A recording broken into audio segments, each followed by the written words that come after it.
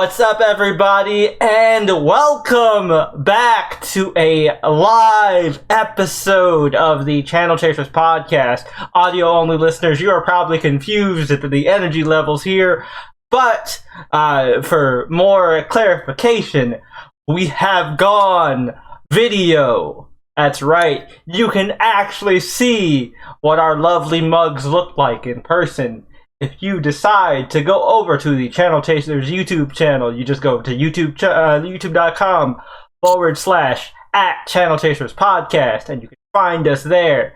Hopefully, the video version will hopefully be out the day after the audio version drops. So again, if you just want to hear us talk again, but you want to see what we look like, put some faces to those lovely voices, definitely check us out. Obviously the edits and stuff will be different there. But of course, as promised, we are back once again, and we are here to cover, honestly, a show that I did not expect to get so damn invested into.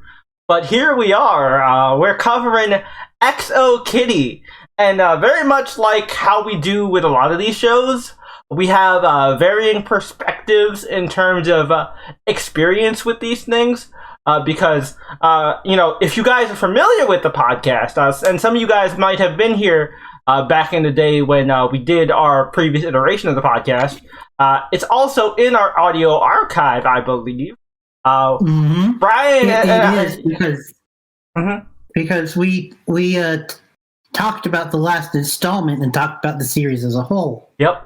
So yeah, Brian and I actually covered previously the To All the Boys I Loved Before Netflix movie series as a Valentine's Day special. So we are actually very familiar with Kitty Song Covey as a character.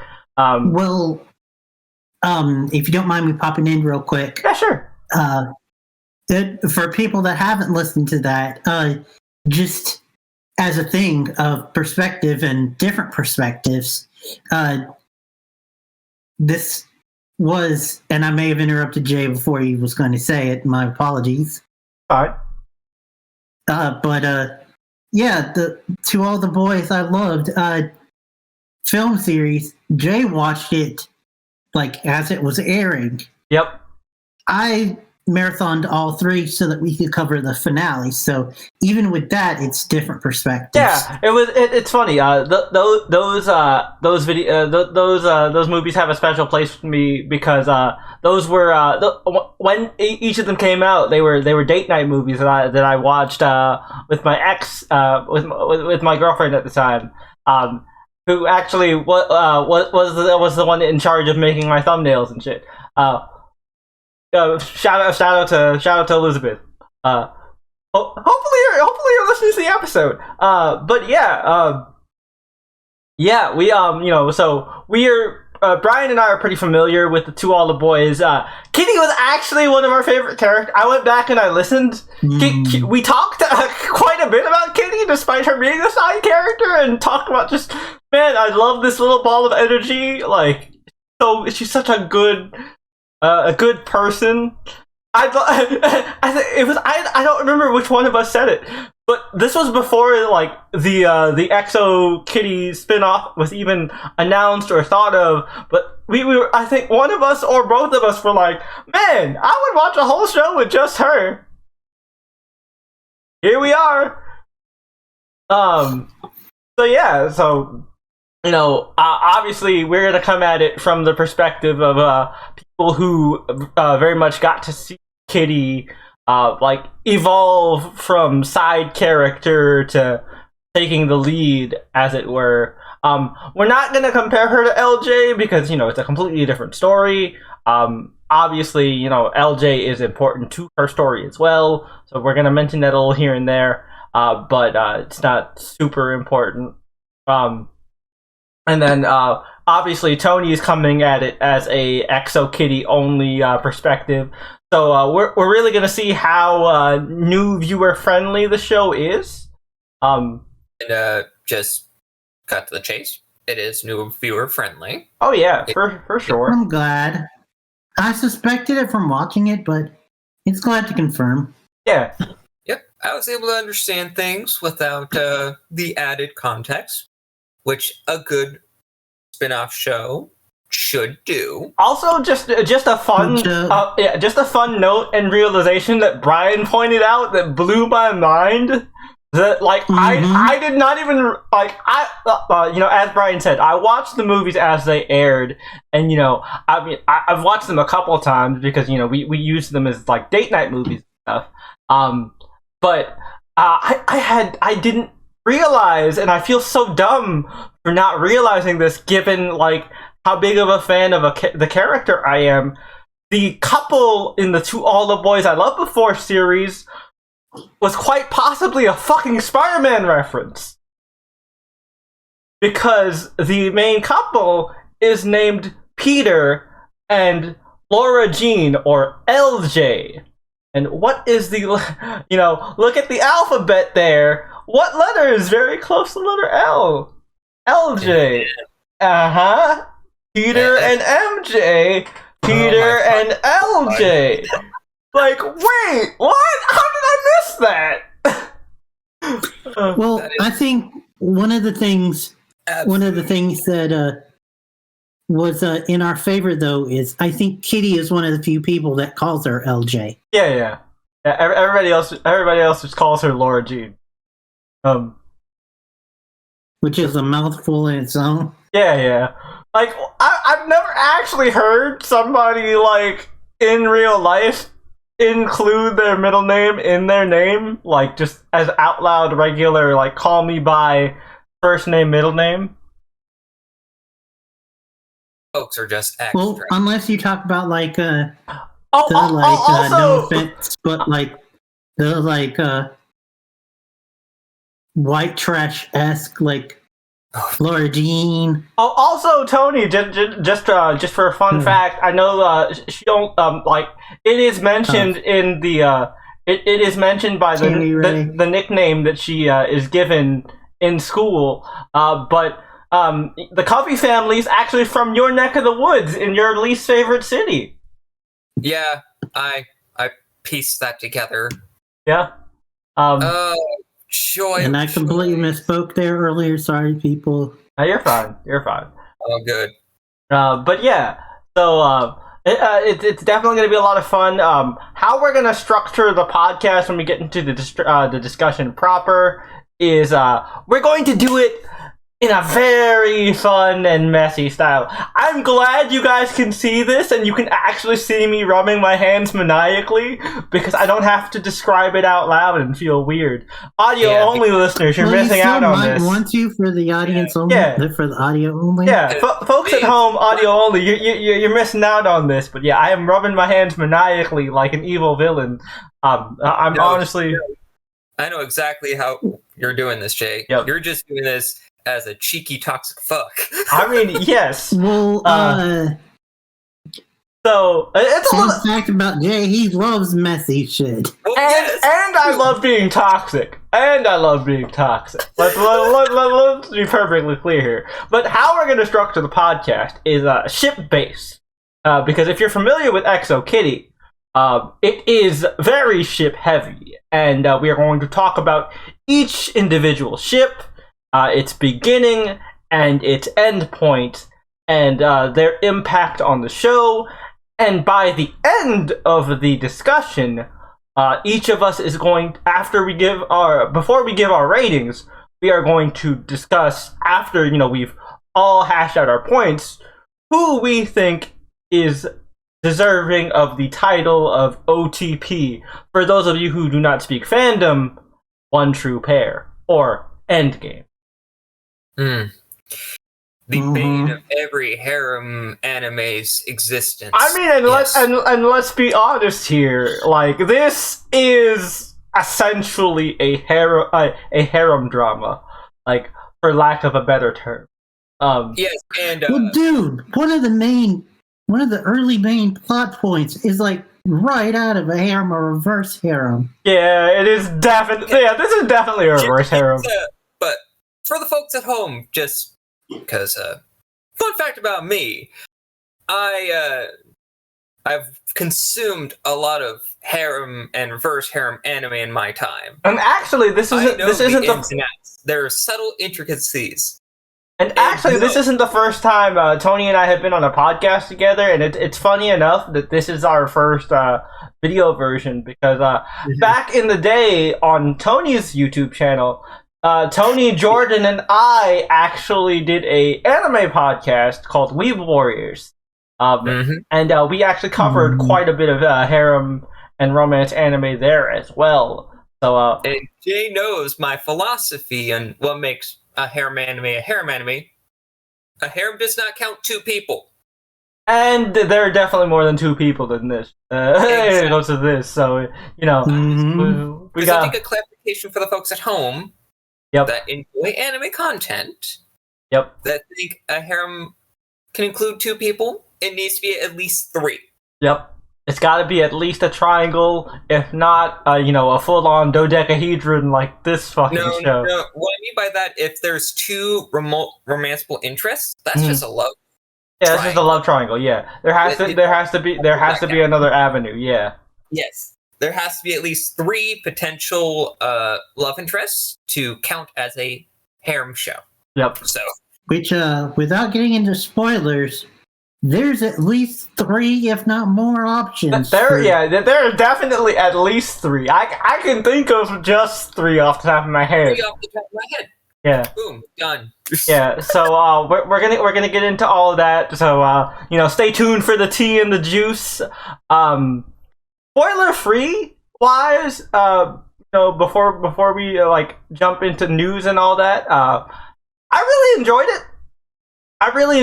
It was a lot of fun. Oh yeah. Brian and I had the exact same sentiment. We were just like, man, I went into this just expecting light fluff, and I end the show just so invested. Yeah, indeed. And to the fact where I've only got 2 things to talk about for a TV time. And also, initially when I first suggested this, well, first of all, I didn't realize it was a TV show when I aired the clip here. I was like, hey, they're continuing the movie series. And nope, it's TV show. And then found out that that Guardians was going to be the episode before, which for video people, you can go back and listen to the audio, and where we covered it. And I was like, a lot of people are saying that that's going to be really sad, so I think we need something fluffy afterwards, which I still feel sad. I'm not gonna lie to you. It was, but it also, I still feel sad. Not gonna lie.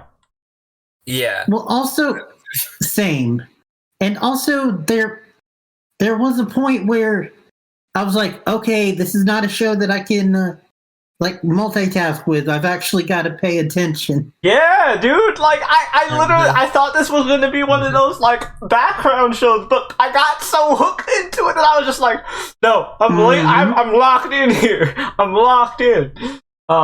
Which before you get into everything, just a little funny note about Exo Kitty.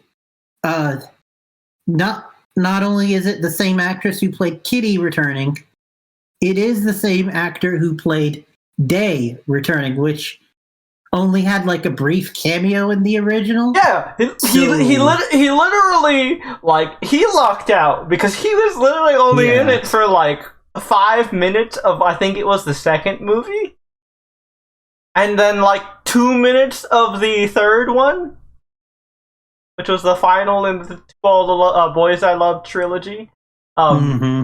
And so from what I see on social media, this kid is really blown up, rightfully so, because he did a great job.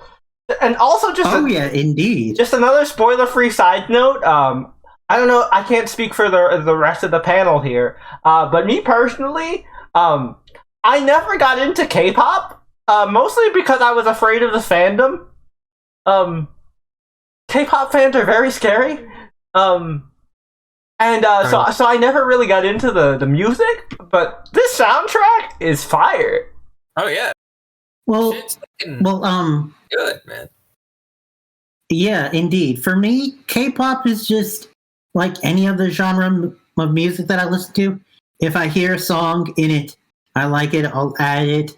I think I've had like twice song KDA, even though that's very manufactured K-pop.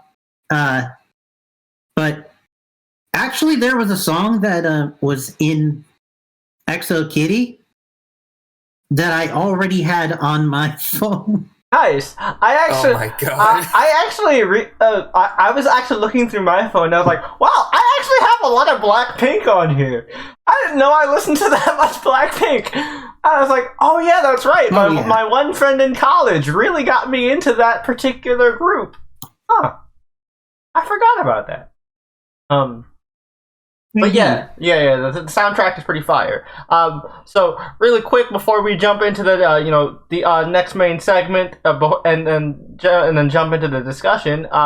Tony, as the new viewer to the All the Boys I Love universe / EXO Kitty, what were your spoiler free kind of first impressions, and how do you feel about the show itself? Enjoy this show.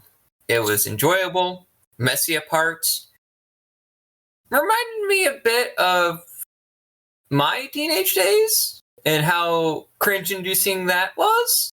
Yeah, it's one of those things where I think I realize now why I enjoy teen drama so much now as an adult, more than I enjoyed it when I was a teenager. Because as an adult now, you can look back at these mistakes and these embarrassing moments, and you can think back fondly about them. As a teenager, they were relatable because you were going through them at the time. But as an adult, you get to have these not necessarily rose-colored glasses type moment, but you think, oh, I did some shit like that back in the day. Or, oh, this little shit reminds me a lot of me. Oh, fuck, I was terrible.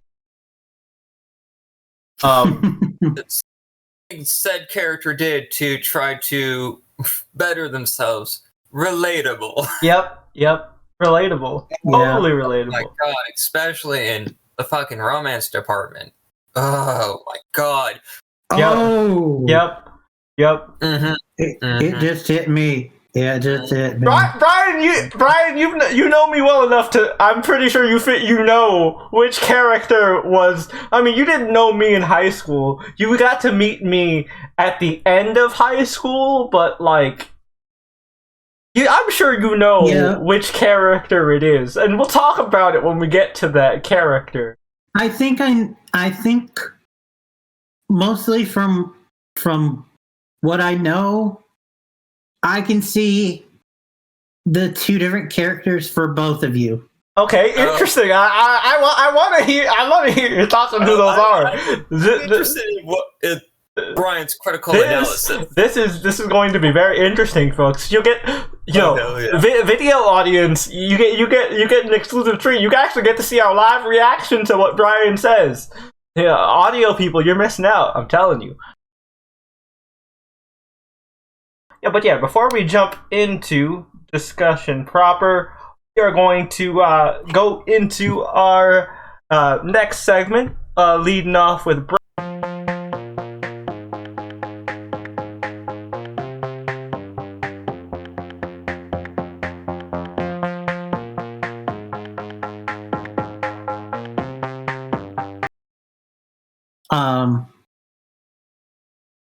which, by the way, just as a reminder, we support the writers. 100%. Yeah, we're obviously gonna reiterate that in every single episode. As amateur writers ourselves, and as TV fans who just appreciate great writing, we stand with the writers. We support them wanting this equal treatment and equal conditions. Companies and execs do not deserve to take advantage of these poor people. who work so hard to bring these wonderful stories to life. Yep. Indeed. And more delays have been confirmed. Mm-hmm. As far as movies go, Thunderbolts. Saw it coming, but still. It is what it is. And as far as TV goes, shows you might have forgot that existed have been put on delayed. And that is both of the Spider-Verse shows that are currently in development. There are Spider-Verse shows? I forgot those were a thing. Yep. What's it? Yep. Spider-Man Freshman Year was one of those. No. That's Tom Holland Spider-Man. That's a whole different thing than Spider-Verse. This is Amazon. So this is like Spider-Verse, Sonyverse. Yeah. Oh, okay. And it was announced a while back. I think it was on an episode that you weren't on, Tony. But it was announced that they're doing a live-action Silk TV show. That's right, it was Silk.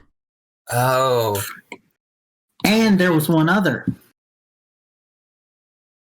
who actually was in Into the Spider-Verse.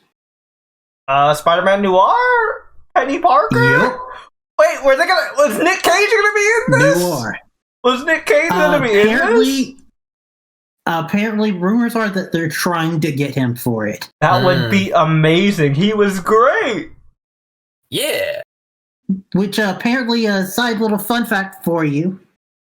The way they got him to do that and do that kind of voice was initially he came in and started doing the reading, and they were like, "Hey, could you be more excitative?" And like they were like skirting around the bush, and apparently Nick Cage said, "Oh, you want me to go full Cage? Okay," and then just started doing. He essentially, basically, just channeled his. If you guys remember the Kick-Ass movie, he channeled his Big Daddy energy.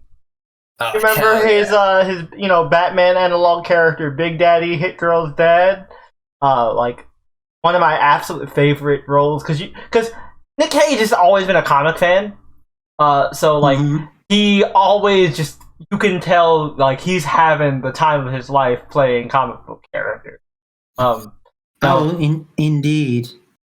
Oh, so yeah, that's definitely dope. But one other show that has been put on cancel, well, not cancel, but put on hiatus for a bit. Yeah, is the Blade Runner TV show. I forgot that was a thing too. Isn't that going to be in the? That's done by the director, right? Who is doing Dune right now as well? Villeneuve, I believe. Yeah, Villanueva. Yeah.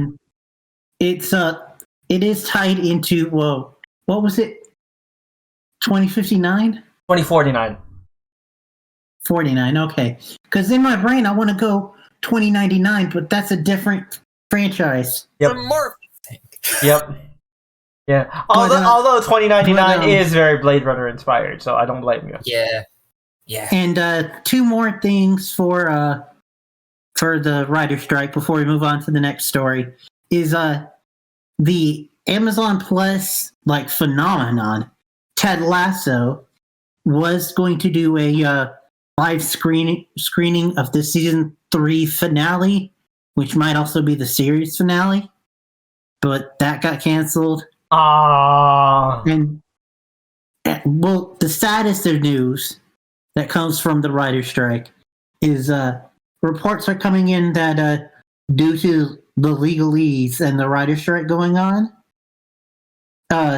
even though Deadpool 3 is still going on and they're still filming it right now, Ryan can't improv. Damn. Makes me sad. That's the most fun part of Deadpool. He can't improvise because yeah, then he writing. technically be counted as a writer, and that's yeah. Ooh, that's rough, buddy. Yep. And moving on to different but also semi-sad news that is not having to deal with like any IRL deaths or anything. But recent news as of recording this, you guys know that Max just launched, where it's HBO Max dropping the HBO And incorporating Discovery. Well, another person is doing that. All right. Disney Plus and Hulu. So what? It's just Hulu? Well, or apparently, I don't Disney? think they've got a name. But apparently, what they're going to do is you can pay for them separate or pay for them together, and they will be together on one app. Interesting. And I mean, I'm already paying for both. And for anyone, I don't know what that means. And for anyone out there who happens to also be paying the ESPN bundle, they said that that's still going to continue if you bought that. Okay, you're still going to have that discount. Good. That's useful for those of us that actually do enjoy sports ball. But apparently, due to the fact that they are combining into one, both sites are dropping things. Okay. I forgot the full list, but it's somewhat lesser watched stuff. I know some of the highlights include Willow. No one was watching that. The show and movie, or at least the show. Why the Last Man TV show? I forgot that was a thing. Yeah, that's right. Hulu got it as a part because it's on the FX. It's because FX has a thing with Hulu. Mm-hmm. I forgot that was a thing. And the biggest one that hurts for us, the first Marvel show for them to drop. The Runaways. Oh, I mean... Yeah, I heard about that. I mean, well, that was like... We already knew that was canceled, so that doesn't hurt for real. You know? Still hits, you know? Yeah, but... Like, it off the app. Yeah, it just means we can't rewatch it and hear them mispronounce Carolina's name. But, you know, that's just me salty. But moving on, because I'm going on for too long. It was announced just today. This is new news just today. As of recording that for another follow-up on a story that we covered before, where we announced that How to Train Your Dragon is getting a live-action version. As of today, we know who is playing Hiccup and Astrid. Okay, cool. Both lesser-known young actors. For Hiccup, it's Mason Thames. He had a breakout starring role in the Ethan Hawke movie, The Black Phone. I don't think I've seen that. He was the lead in that. It was about a kidnapped kid who escapes thanks to the ghosts I've seen people who were killed by his kidnapper. I've seen a trailer for it, but I have not seen that movie. I've heard good things about him. He also looks the part if you look at him. Nice. But the one for Astrid, you know this actress. Her name is Nico Parker. Okay, what has she been in? Sarah in The Last of Us. Oh, shit! Oh. Really? They're getting a black actress for Astrid? Apparently. Wasn't she, like, blonde and shit? Mm-hmm. Like, I'm not like hating. I'm just trying to remember if I'm remembering the character correctly. You are. Okay. And Well, I mean, it's not a big deal. Like the funny thing about that is, she was voiced by America Ferrera. Mm-hmm. So like, it is what it is. Yeah. But yeah, I'm interested. She's a good actress. I liked her in The Last of Us for the limited time that she got. Same. And the last story is another case where an actor blabbed before they were supposed to. Damn it, and Tom. revealed something that they weren't supposed to. No! Who did this time? Wasn't him. It was someone far older. Damn it, Mark Ruffalo. Nope, it's not Marvel related. Oh, never mind. Usual suspects It are was out. Dolph Lundgren. Oh damn, Ivan Drago! Why? Okay, what? Expendables related? Nope. Apparently, he is going to be in a new The Witcher show. A what? Huh? The who? And I don't know if he himself confirmed it or if it's just speculation or if it's the only current spinoff announced or something like that. But it's thought to be that he's in a show circled around the rats. Interesting. I'm kind of curious. That kind of ties into what I have for one of the things I have for screen time, actually. But we'll get to that when we get to that. Yeah. For now, we need to put Dolph in the basement.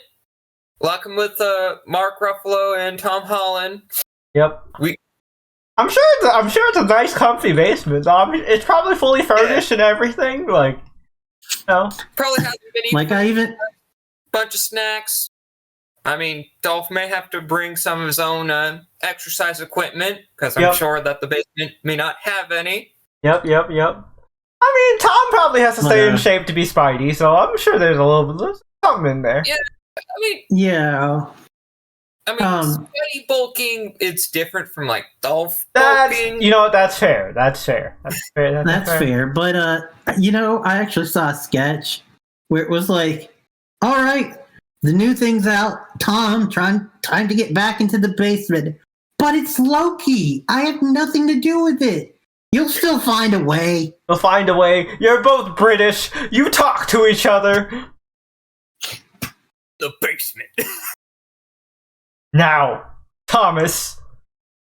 They use his we use him. They use his full name. Yeah, we use his full names now. Oh man. But that's the end of the news for now. It was a little slow because of Yeah, I mean that's just going to be the case for a while. Honestly, the news sack, Nerd News might as well be renamed to Writer's Strike Watch temporarily. But yeah, and Hollywood, if you want us to go back to our normal, just pay your writers. And normally we would love to do like speculative stuff of like what we would like to do, but we know y'all are listening and we're not letting you take shit for free when you could be paying these wonderful people.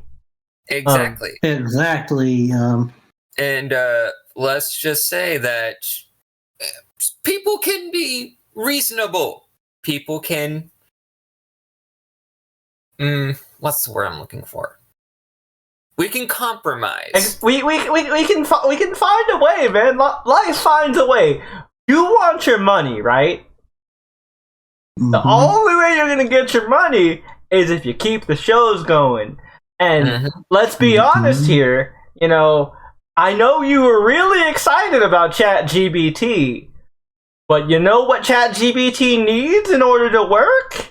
It needs writers to base its shit off of. So there's your fucking catch-22. You can't replace the writers. Find out that you're technically stealing their intellectual property. They can sue ya. Yeah, and let's just say you know that you can just fight on with legal battles. Listen, but individuals can be tireless in their efforts. And just to say, just to relate it back to the show we're about to discuss after we talk about the trailers, like shit between people can get very messy. But I'd much rather prefer, we all just handle this maturely, and hopefully we can take this experience and grow from it. Obviously we're just three random men on the internet, so we have no impact on this whatsoever, but, Nope. It is what it is. No whatsoever. But, we just don't want to put our voices out there as, prospective writers that, may be doing this shit in the future. Fingers crossed. So we're rooting for you guys. We really are. That's the main message that the Channel Chasers team wants to convey here. Fuck the execs. The writers writers deserve everything that they're fighting for. And we're fighting with you. Yep. Yep. So, moving on, we're going to go ahead and jump over to the trailer segment. Video only people, you'll actually get an exclusive that the Twitch audience used to get. You will actually get to see our live reaction. However, audio only people, Brian is going to tell you what trailers we are going to cover, and then we're going to come back for the audio only people and give our rapid fire thoughts. Actually, we're probably just going to give the rapid fire thoughts and save the reaction part. We're just going to cut the reaction part out because that's going to get tricky to edit because YouTube and its copyright system, now that I really think about it. So we're probably just going to cut out the reaction part and just cut to our rapid fire thoughts on said trailers. So Brian, what trailers are we going to be reacting to tonight for the folks at home? Well, first of all, some of these trailers are a little bit older, but are very relevant to the upcoming month and stuff. But first of all is the new teaser for Skull Island. Nice! That's the animated Kong thing, right? Yeah. Nice! Very excited for that.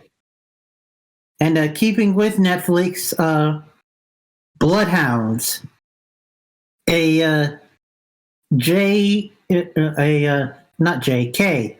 Korean action drama about boxers. Ooh, boxing drama! I love boxing drama! As someone who loves the sport of boxing and, was raised by a former boxer in my grandfather, God rest his soul, I love the sport, and I'm totally down for this. Then Jay found out about this last week. And normally I wouldn't include things that are less than a minute, but I made a special exception for this because we got our first official teaser for Justified City Primal. Yep. Very excited. I love the original Justified. We talked about how we talked about in our Mando episode, which go listen to that video, people. How much we all love Westerns. Justified is amazing, and I'm so excited for this. Which, by the way, just as a fun fact about that, in this new sequel spinoff thing, Raylan has a daughter who is played by Timothy Oliphant's real daughter. Oh. And I think he's playing the villain for the season. Oh, yeah. Corinthian. Oh, shit. Oh, nice. The actor who played the Corinthian in Sandman. Oh, shit. That's going to be awesome. Oh, fuck. But moving on, we have the new season of True Detectives coming out. Nice. Starring Jodie Foster. Oh, cool, Jodie Foster. Okay. Underrated legend. And then, yup. And then, Deadlock, which is a Australian detective show that stars 3 women that Prime picked up. Okay, interesting. Okay.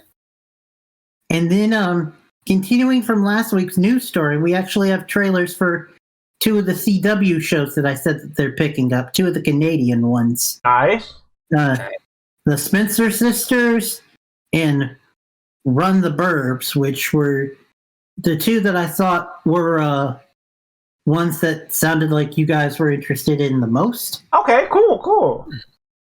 And we're rounding it out with a teaser for the new movie based on the popular video game franchise, Five Nights at Freddy's. Oh, I've actually seen that teaser. I'm actually very excited. Yeah. I believe I saw like a little bit of that. But Well, I hadn't. Let's just say someone very familiar in the internet space, from what I can recall. I mean, given their connection to said franchise, it would be a crime to not include. Which I didn't include it before, but one very popular video game YouTuber who I think is the one that you're talking about has announced that he is a while back directing and starring in a Dead Nail movie based on the video game. Oh, cool. Nice. Or Iron Nail. That's exciting. Yep. That's exciting. But anyway, for the trailers for tonight, the Five Nights at Freddy's was it. Okay, cool. Well, audio only audience, this is where we take our intermission as well as video people. We will be back via the magic of editing, and we will get right back to you with our rapid fire thoughts on these trailers. But until then, we shall return. We'll be back after these messages from our sponsors that we currently do not have.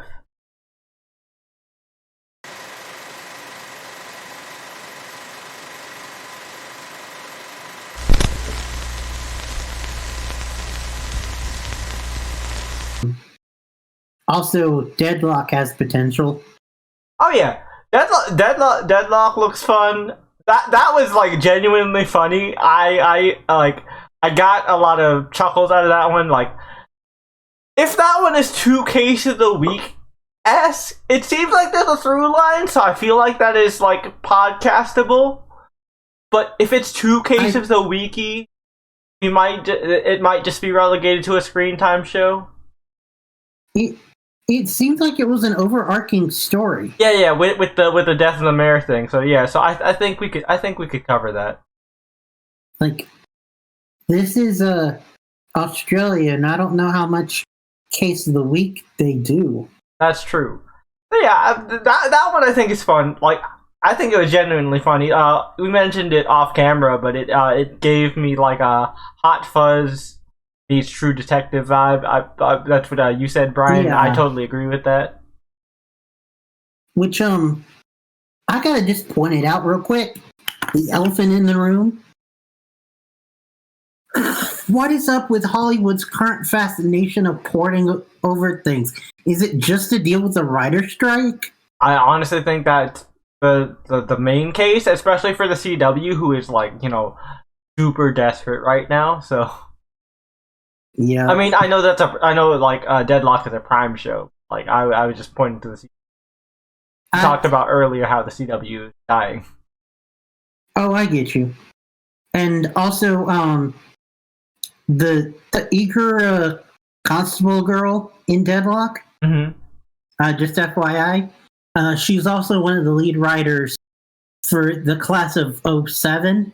Oh, the other one we reacted to a couple one? days ago. Yep. Or not a couple days ago, a couple episodes ago. Yeah. Yeah. Nice. So cool. So Tony, what were some of the standouts for you in terms of the trailers we got to watch? Bloodhounds was one of those. That Mhm. was great.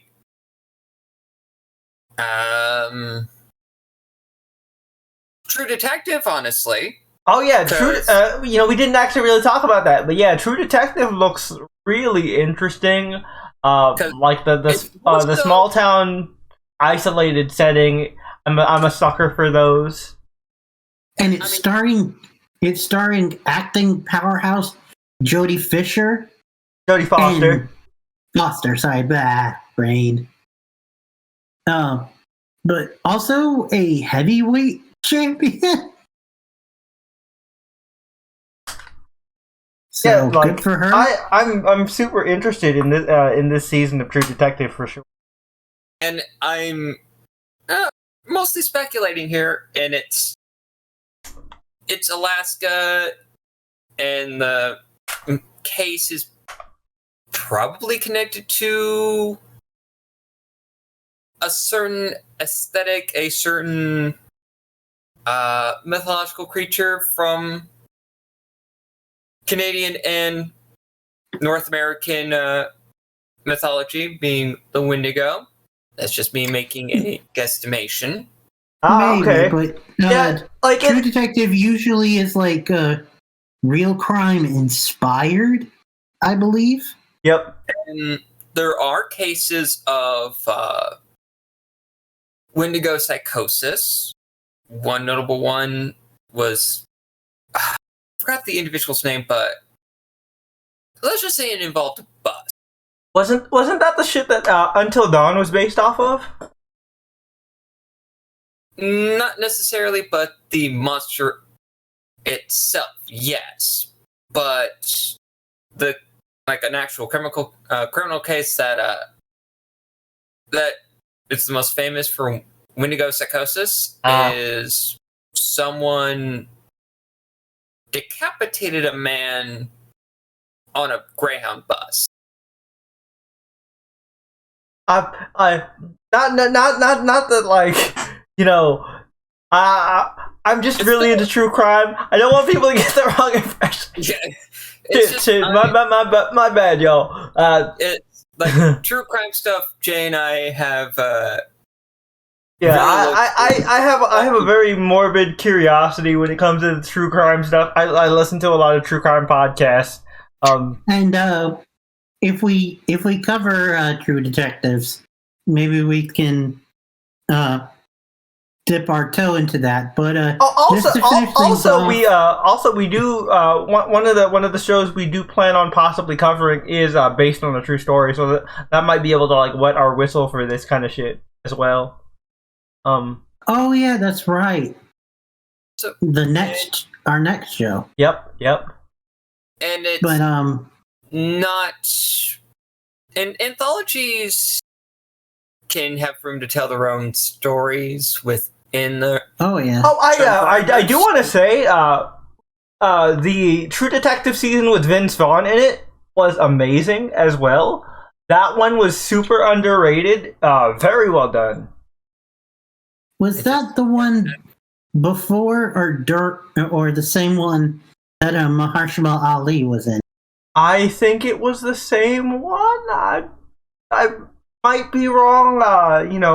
YouTube people. I can actually say this now because we're on YouTube. Tell us in the comments. Yeah.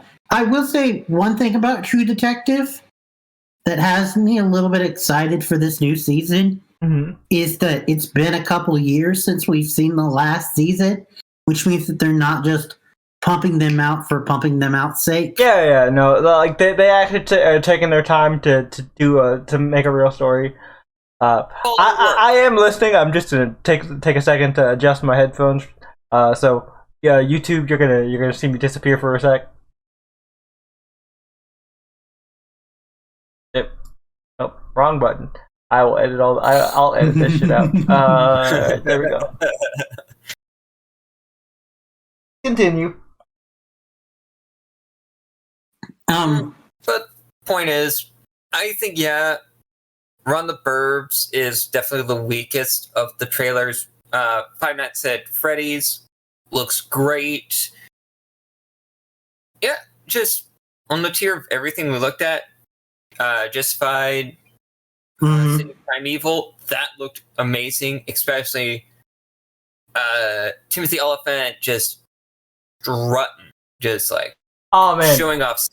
Like the teaser really does a good job of capturing that character's swagger, and just to see, because this is a sequel spin-off series, like just to see that like this character clearly hasn't missed a beat. I'm so excited as a fan of the original show. And also as a teaser, I know I mentioned some stuff about the show off screen before, but I also heard somewhere that for this new season he might be visiting Miami. Oh, cool. So that would be a good like culture shock, fish out of water. Oh yeah, and it could also lead to some really good comedy, which like you don't think of with Justified, but like Timothy Oliphant has shown he's very good at like offbeat comedy. That was kind of like his bread and butter in Santa Clarita Diet, shit like that. So like, I mean, sorry. Go ahead. No, you. I was done. Okay. I was just gonna say, same could be said for the secondary lead of Justified, who I don't think is in the new one. Nope. Or at least Walter Goggins. Didn't seem like it. Oh, dude, Walter Goggins has been fucking killing it with his project. Man, talk about a real glow up. One. Yeah. He did something Marvel? He was the human villain in Ant-Man and the Wasp. Yep. He was the non-meta. Yep. Yeah. That's how forgettable it was. Yeah, exactly. But yeah. So I'm just that's it for the trailers. So let's go ahead and jump into screen time. Now, YouTube people, this is a brand new section for y'all, audio only people. You know what the drill is. Screen time is the segment where the three of us talk about the different forms of media we've been consuming in between episodes. That includes movies, TV shows, books, video games, etc. Just stuff that we don't have room to fit on the podcast, but still want to talk about because we're having fun with it. So I'll go first. With me, it's pretty short this week. I finished up Witcher Blood Origin, which is something I started at my aunt's house, but I never got to finish myself. I enjoyed it. Michelle Yeoh was cool. Not really super interested, but it was alright. I'm not really like. Ever since I found out like all the stuff about like how the writers are treating the source material, I kind of checked out of The Witcher. But the show was cool when I just looked at it as a fantasy show. I enjoyed it. Finished up Sweet Tooth, another one I started at my aunt's that I didn't get to finish, mostly because I did not want my uncle asking me a million questions while watching the show because I read the comic and he's like, "So did this happen? Did that?" No, shut up. Let me watch the show. Oh God. So, watch season 2. Fantastic show. Hopefully, we'll get to cover that show on the podcast at some point. Tony, you in particular, I would highly recommend checking out the comic because you are a fan. You are a huge fan of Lemire's run on Animal Man.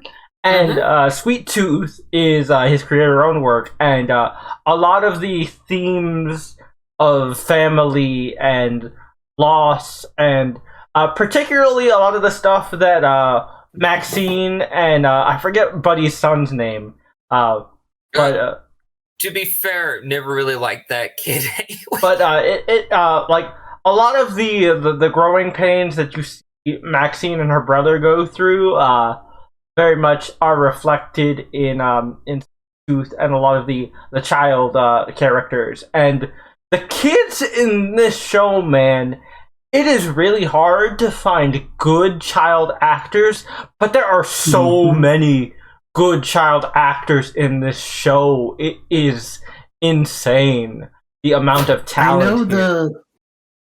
the lead's A Star Is Rising because he was definitely one of the high points in I told Jay this off camera, but Cocaine Bear. Yep.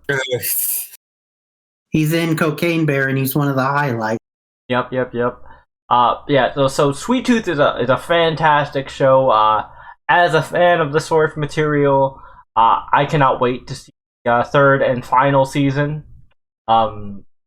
It's wrapping up to be a very, very good show. I wouldn't say it's like on the level of Sandman as like a perfect adaptation, like how I feel about that show. As in like perfect, as in like the changes are stuff that I don't mind. I do have a problem with some of the changes, but that's just me being a comic nerd, and I can't turn that off sometimes. What can you do? What can you do? But so yeah, there's that. What other stuff have I been in terms of media consumption? I started to reread the Percy Jackson series, and I'm probably going to pick up the audiobooks from Audible at some point. Hashtag not spawned yet. Audible, I've mentioned this for free in the last episode, but myself, Brian, and Tony all use your service. So, hey, if you wanna kick us a little, one of those, free month like little code thingies, we already use it, and we swear by it. It's a service that I absolutely love. I've listened to the first 2 audiobooks for Percy Jackson, and I really like them. I've heard the Percy audiobooks are very good. I listened to the audiobooks for not the Percy series, but the sequel series, the Heroes of Olympus. I listened to those audiobooks, and those were fantastic. And apparently they use the same cast. Nice.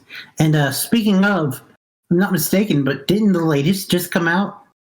Yeah. Mm-hmm. I haven't been keeping up with the Trials of Apollo series, but I read the first one. This is not Trials of the Apollo. Not Trials of Apollo. Oh, there's another Percy spinoff. This is the one about Hades' kid. Oh right, the Nico one. I forgot. Yeah, you mentioned. I need to check that one out. Nico is one of my favorite characters. Yeah, I definitely need to read that. Yeah, it stars him and one other person. Yep, probably his boyfriend. Yep. That makes sense.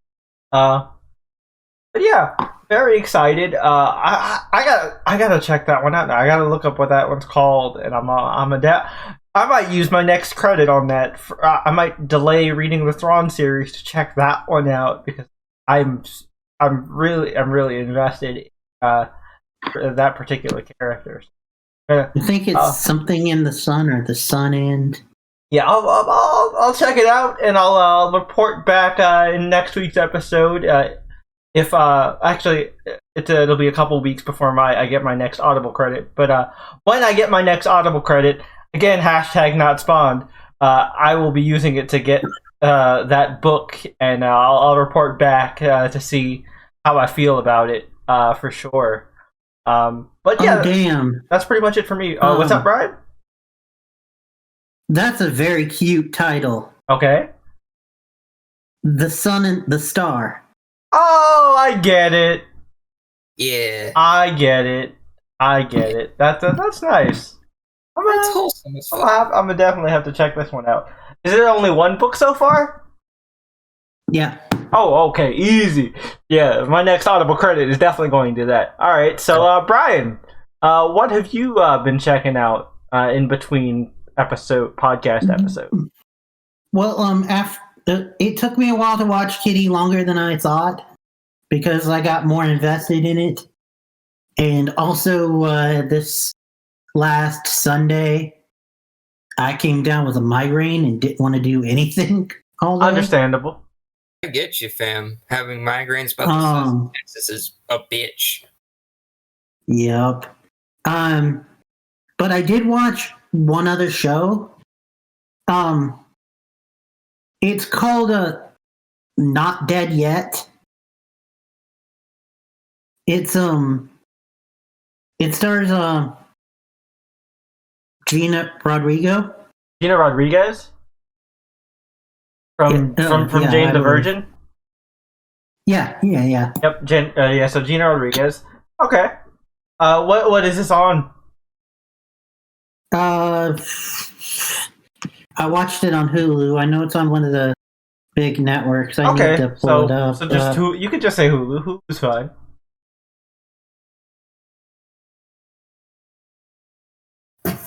I watched it on Hulu.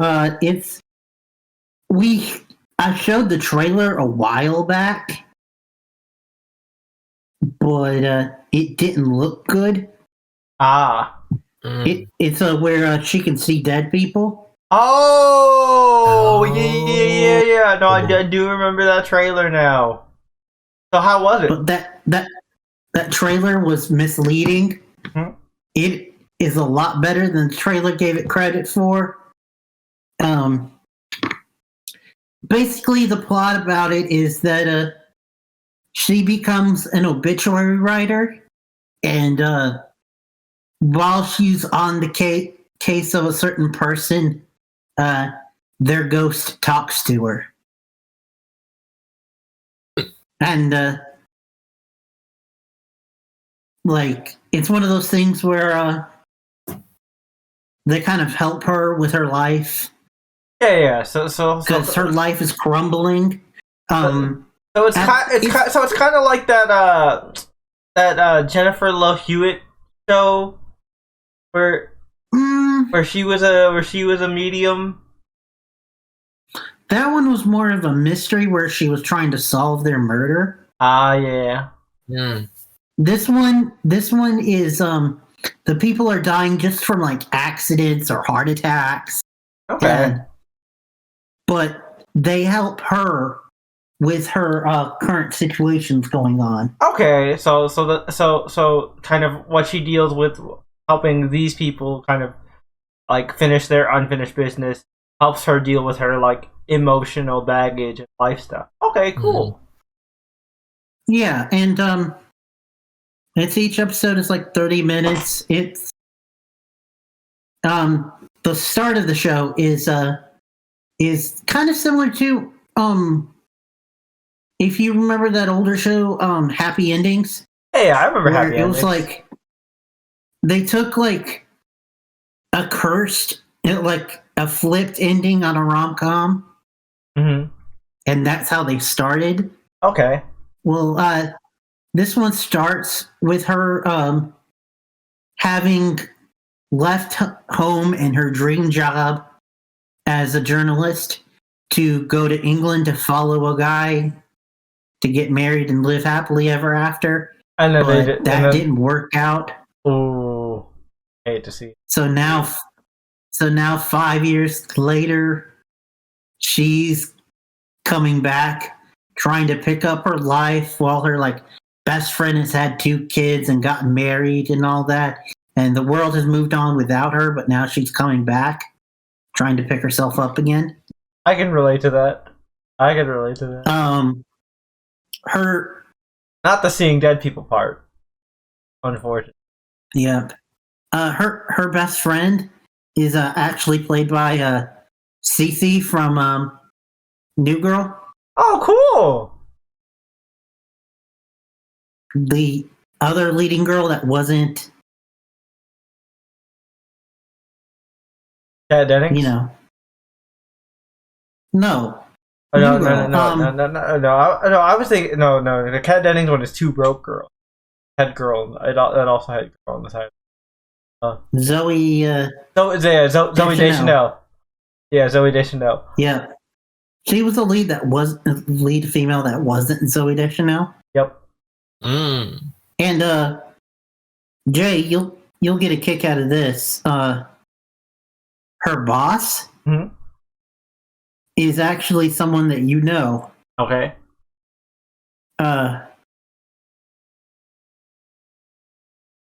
Dina from Superstore. Oh shit! Really? That actress is really fucking funny.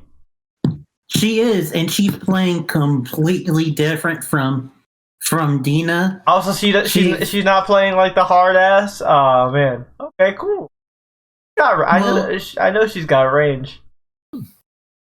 She's kind of a little bit hard ass to the main character, but she's also like a nepo baby businesswoman. Oh, who's okay. been given the company because her father runs things. Gotcha. She's got bleach blonde hair. Oh, that's different. That's different. Yep, and dresses in suits all the time. Also, glad to see she's getting more work. Loved her too. Also, the ghosts themselves, since they only have to be in one episode, a lot of them are like familiar faces from TV or character actors. Nice. Ed Begley Jr., the lead female from Cheers, oh, cool. The one with curly hair. Yeah. I know who you're talking about. She also voices Sid on Bad Batch. Oh yeah. You know, now that you say it, I knew I recognized that voice. Mm-hmm. Cool. Also, Jay, one of the ghosts is Brittany Snow. Oh, sweet. She has a bad like, not necessarily curse, but like every time she's in a show, I like it, but it never lasts past the season. Well, this one has already been renewed for season 2. Yeah, but she was only a ghost, so that doesn't count. Yeah, and the main ghost, well, not the main, but the first and like most prominent ghost on the show is played by the principal from Sabrina. Oh, cool. The original. Yeah. Nice. All right, so also, what else as a side note, for this show, she has a roommate, and her roommate is an actor called Rick Glassman. Okay. Which he's a semi-popular autistic actor. Oh, cool. Like he is autistic, and in the show he plays autistic, but it's real autistic and not Hollywood autistic. Oh, cute. Like honestly, the reason why I like checked out the show in the first place was because a autism activist that I follow online, she was going on diatribe about how bad The Good Doctor is. So it's bad, but I can't help but not like that show. Sean is just a really likable character. What? The autism superpower thing is annoying, but yeah. Well, Sean's character journey, I still feel like, is very well done. Have you watched the recent season? I have not. I fell off. I fell off hard because apparently he gets really bad. Like I've heard, which is why I didn't bother picking it back up. But while she was talking about this, or talking about The Good Doctor, she talked about how much she loved the representation in Not Dead Yet. Okay, cool. And so I was like, well, let me finally give it a shot. It's only 13 half-hour episodes. So I gave it a shot, and I actually really did like it. All right, cool. I don't know if we can cover it or not, because it is kind of episodic with the whole ghost thing. Mm-hmm. But I did enjoy it. Okay, like, cool. Genuinely. Nice. And the only other thing that I watched was the premiere of web series Candela Obscura. What is that? It's one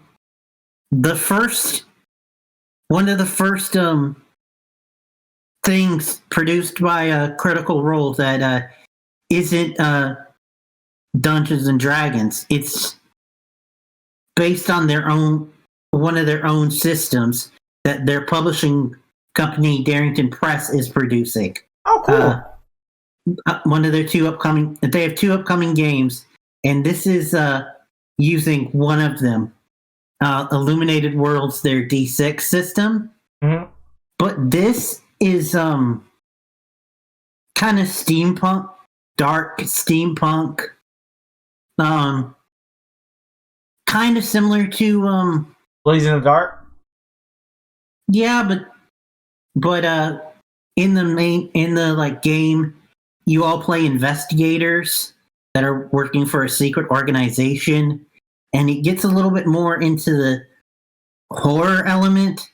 Okay, cool. It's kind of Lovecraftian without Lovecraft. Like instead, it's like alchemist, and it's like things that are bleeding from other universes are coming into ours. Interesting. And these investigators are there to investigate it. Real quick. Some working for this secret organization, some not. And one of the big downsides for Critical Role is how long it is, mm-hmm.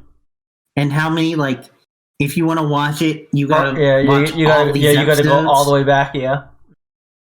Well, Candela Obscura is meant to be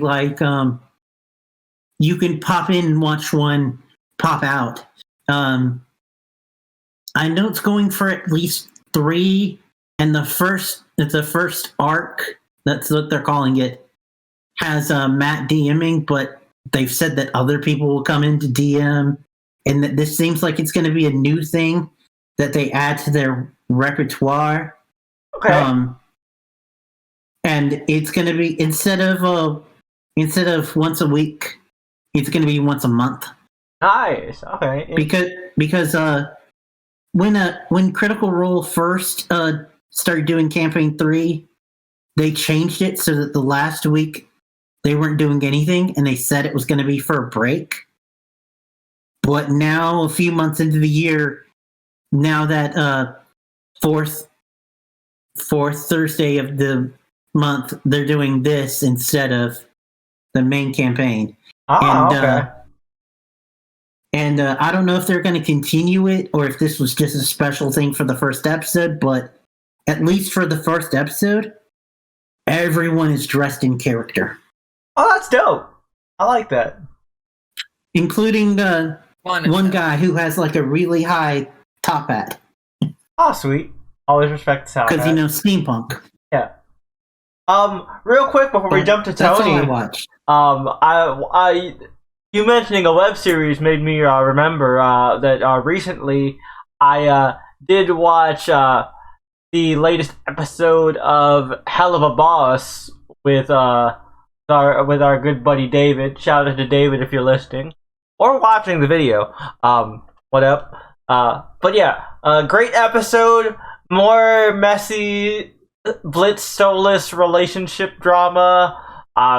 Very cool Western action scene. It reminded me a lot of Rango. You guys have ever seen that obscure Western claymation Johnny Depp animated movie where he played a lizard outlaw? Fantastic, underrated gem, in my opinion. That was a great little film. Yeah. But yeah, that's pretty much it for me. So Tony, what have you been watching in between or just media you've been consuming in between podcast episodes? Well, I technically have 2 notable things that I want to talk about. Okay. And one of them was tangentially related to one of the things you talked about, Jay. All right. I finally finished and read through Swamp Thing Green Hell. Nice. For those of you that want to know this excellent little comic here, it is a great Swamp Thing miniseries. And it's done by DC's Black Label. Yep. Which is essentially it's not a replacement for Vertigo, but it's the new adult label. Yeah, because Jay pointed out, since I love horror stuff in general, and I love Jeff Lemire's comic work, like his run on Animal Man in the New 52, I actually enjoyed Scott Snyder's Swamp Thing more than I did his Batman run. Just small tangent. Scott, if you happen to be listening, love your work, man. But I've always said this about you, dude. I love all your horror work infinitely more than any of your cape stuff. Witches is absolutely fantastic. Highly recommend that. When is that next volume, Scott? We only got one. Witches is fantastic. American Vampire is one of the best vampire comics I've ever read. That one, I think, needs to be a TV show at some point. It's begging for it.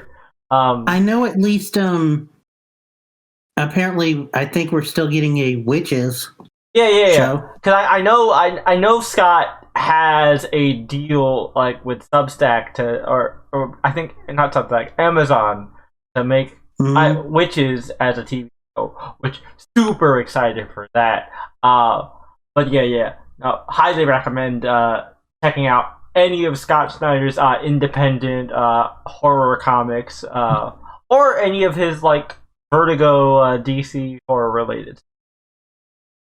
He's a really great horror writer. But for Swamp Thing Bring Hell, I love this kind of story of Alec Holland rediscovering his humanity, but it's through the fuck shit of the green, the red, and the rot. Yeah, and it's also like him sacrificing like kind of like his happy ending in order to kind of fulfill not his destiny, but like kind of just his obligation to the world. Definitely. It's really interesting. It's a good character study. It seems to me it could be just the way that it's drawn and the fact that John's hair is blonde. But correct me if I'm wrong, Jay. Constantine looks and feels old. So the interesting thing about this, right? New 52 John is significantly de-aged. But the original John Constantine that went through all of Hellblazer actually aged in real time, and by the end of it, I want to say he was in his mid to late 60s. So if this continues the real time tradition of the original Constantine, which from I read the series as well, and I think it does. He, I think, is in his early 70s at the time of the series. Okay, I just really like the idea of old John just coming in to try to help Alec. Oh yeah, and it's a very full circle thing because for people who aren't aware. That is actually where John made his first appearance as a Swamp Thing comic. So it's only fitting that like the last hurrah for Swamp Thing, because that's kind of what this is. It's very similar to how like Alan Moore has done this for a couple characters in DC where what happened, what do you get for the man who has everything. With Superman, it's supposed to be the last, one of the last Superman stories. I forget whatever happened to the Cape Crusader. It's supposed to be the last Batman story. He also wrote Killing Joke. What if it's the last Joker story? That kind of thing. It's in that same kind of vein, but for Swamp Thing, and I also really. It's filled with a lot of pathos and catharsis. Yeah, for sure. And you know exactly what I mean. Oh yeah, definitely. Especially in issue 3. Yeah, I mean issue 3 is definitely like the culmination. It's only a 3-issue series. Very easy to read. If you're a comic fan, and you like Vertigo, you like Swamp Thing in particular, highly recommended if you haven't checked it out already. Very, very good. It's a high recommendation on my end.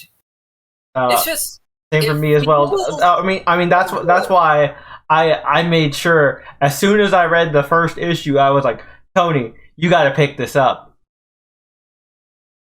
Like it's one of those like I would feel like I was a bad friend if I didn't recommend this to Tony as soon as I read it.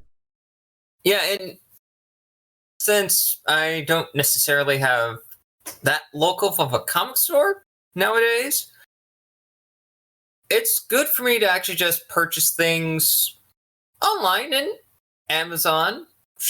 Shout out to Bezos because you actually did an awesome thing. I was able to find all 3 issues at a relatively good price. Nice. For what I was asking because so like in shop because those issues are oversized. So like they cost more than your average single issue. Like at least for me. So I'm glad you were able to find them for cheap. Not necessarily cheap per se, but affordable. Yeah. I would say affordable because, like you said, Jay, them some thick boys. Yep.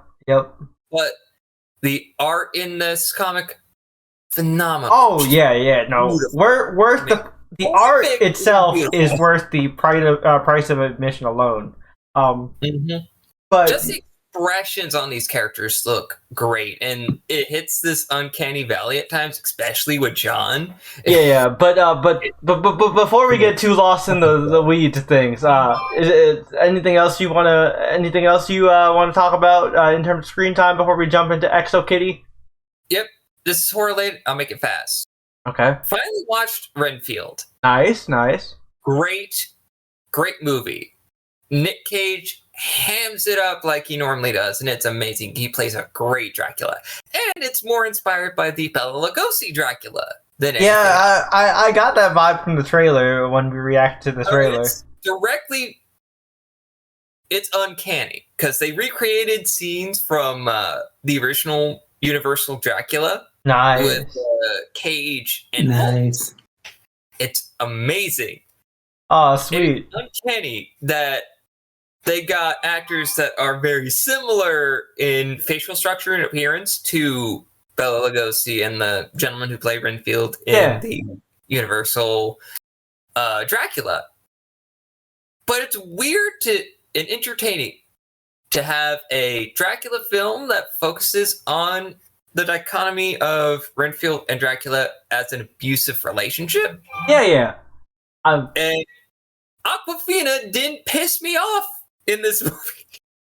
Nice. That's always a plus. Honestly, she's an awesome character in this movie. The only time where the only time where she hasn't annoyed me out in a role that she's played is in Shang-Chi. That's the only movie where I enjoyed her in. I really did not like. That's definitely her best role. I did not like that dragon movie whatsoever. Personally. Fun fact: if you know your horror novels, her character's last name is Quincy. What? Mm-hmm. And for those of you who don't know, there's a character in the Dracula novel who has the surname of Quincy. Yeah, he was one of the suitors. Yeah. Yes, he was. And Nice. it's fucking insanity. That's cool. I really like enjoyable movie. Where is this on? Did you just rent it on Amazon? I purchased it through Amazon. Okay, I'm gonna have to Prime Video. I'm gonna have to check that out then. They're doing this thing with movies that were initially in theaters, but come out digitally before they actually hit. Yeah. We did that with the Mario movie last week. Actually, we rented it on our TV. It's a very similar approach because I was debating whether to purchase Renfield or Evil Dead Rise because, I love the Evil Dead series as a whole.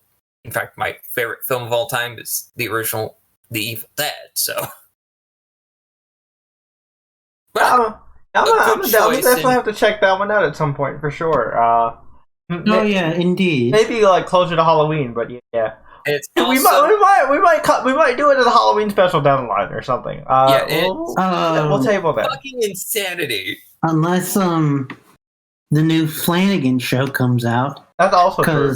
That's also true. Apparently, before he leaves Netflix, he has one more show in the works. Oh shit! That reminds me. I did watch one other thing. I didn't finish it, but I started it.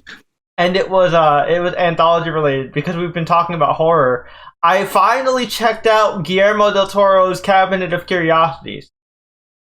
I watched the first 3 episodes, enjoyed them, but my cousin, who she likes horror, but she is admittedly a little bitched out on me and was like, let's watch something else, and then that's how she funny enough, he was like, let's watch XO Kitty. I was like, well, I'm covering this for the podcast anyway, so fuck it.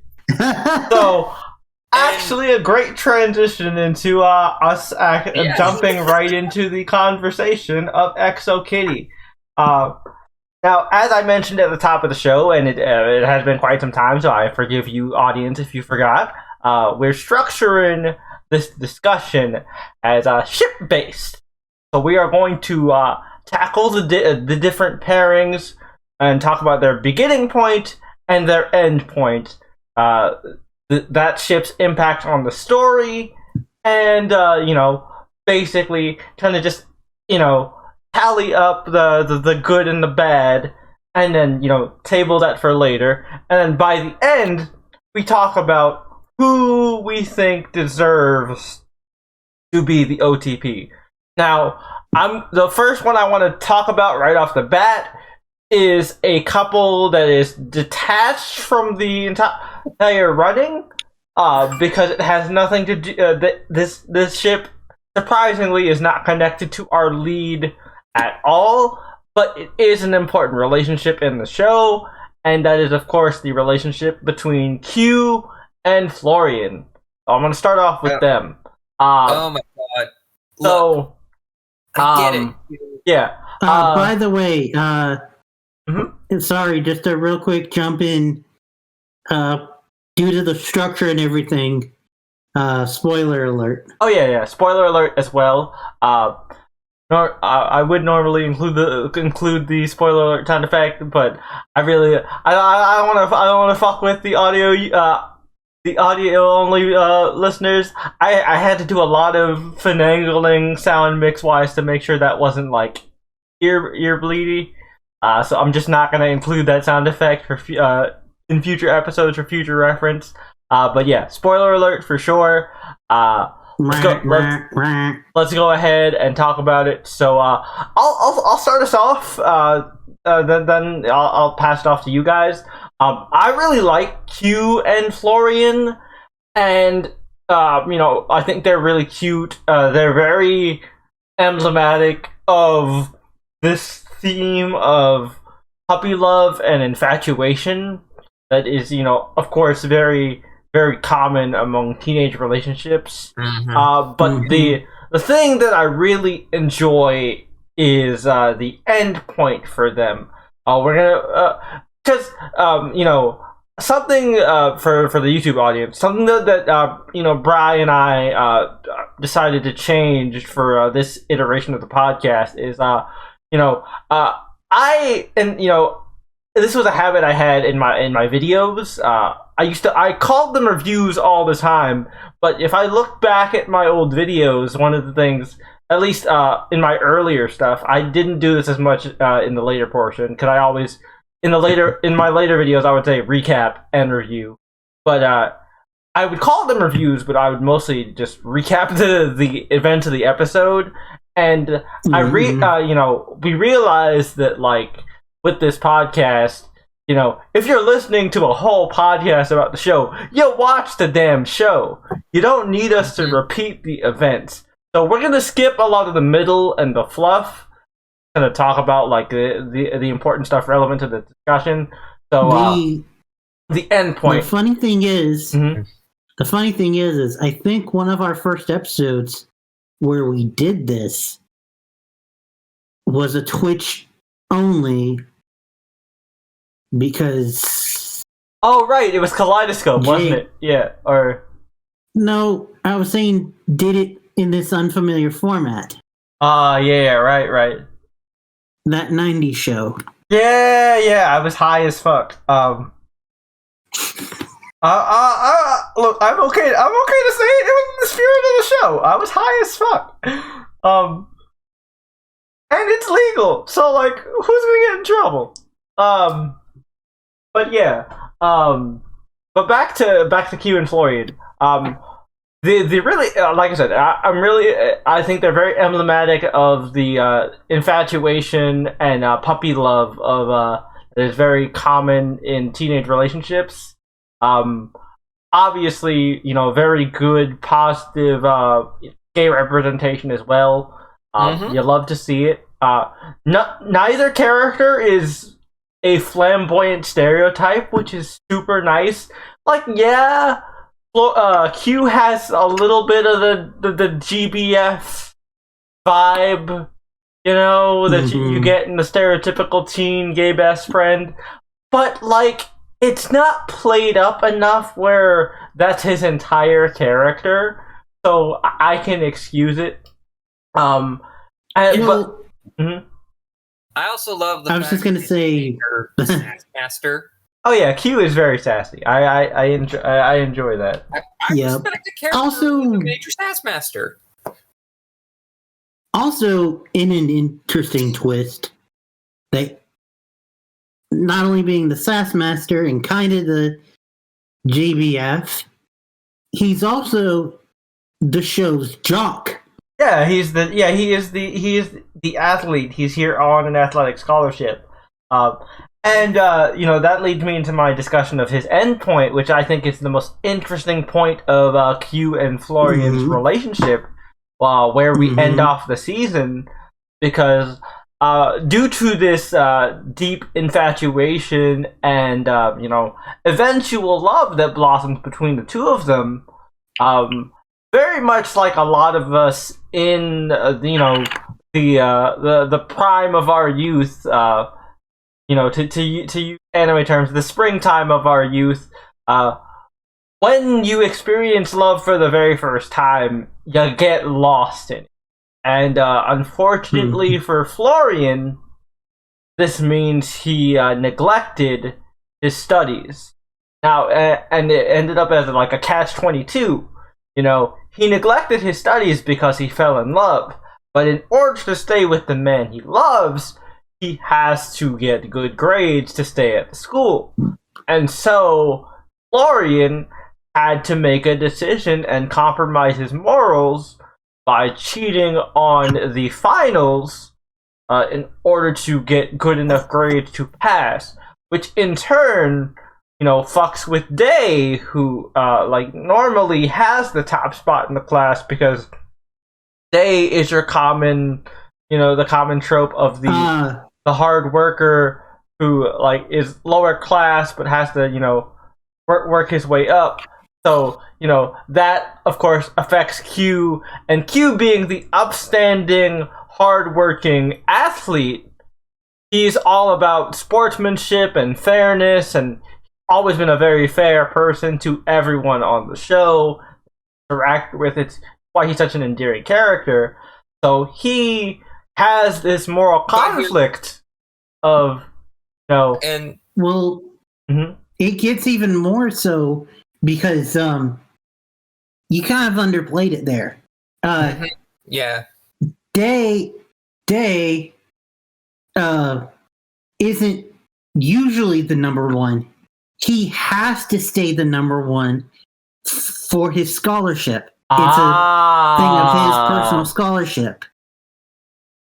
Oh, I did see. I didn't realize that it has two part. Oh, I missed. That's what they were discussing when Dave found out that he didn't have the number one. Oh, that I missed. So now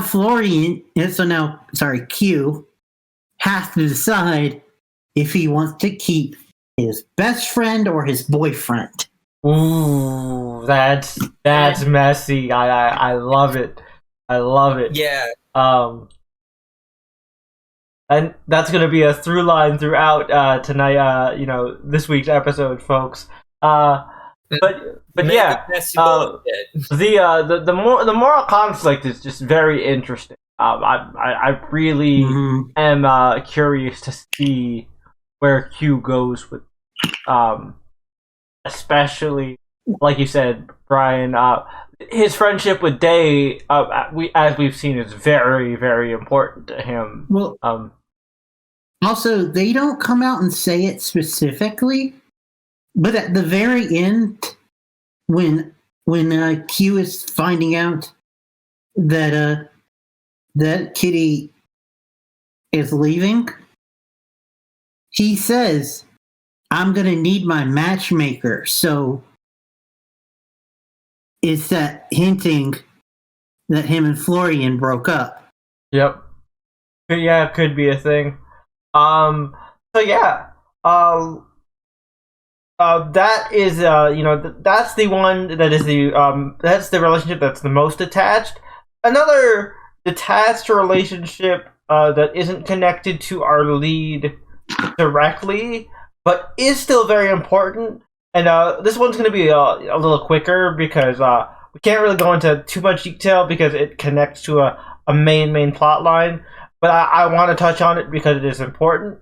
It is the relationship between Principal Lim and Professor Daniel Lee. I love this.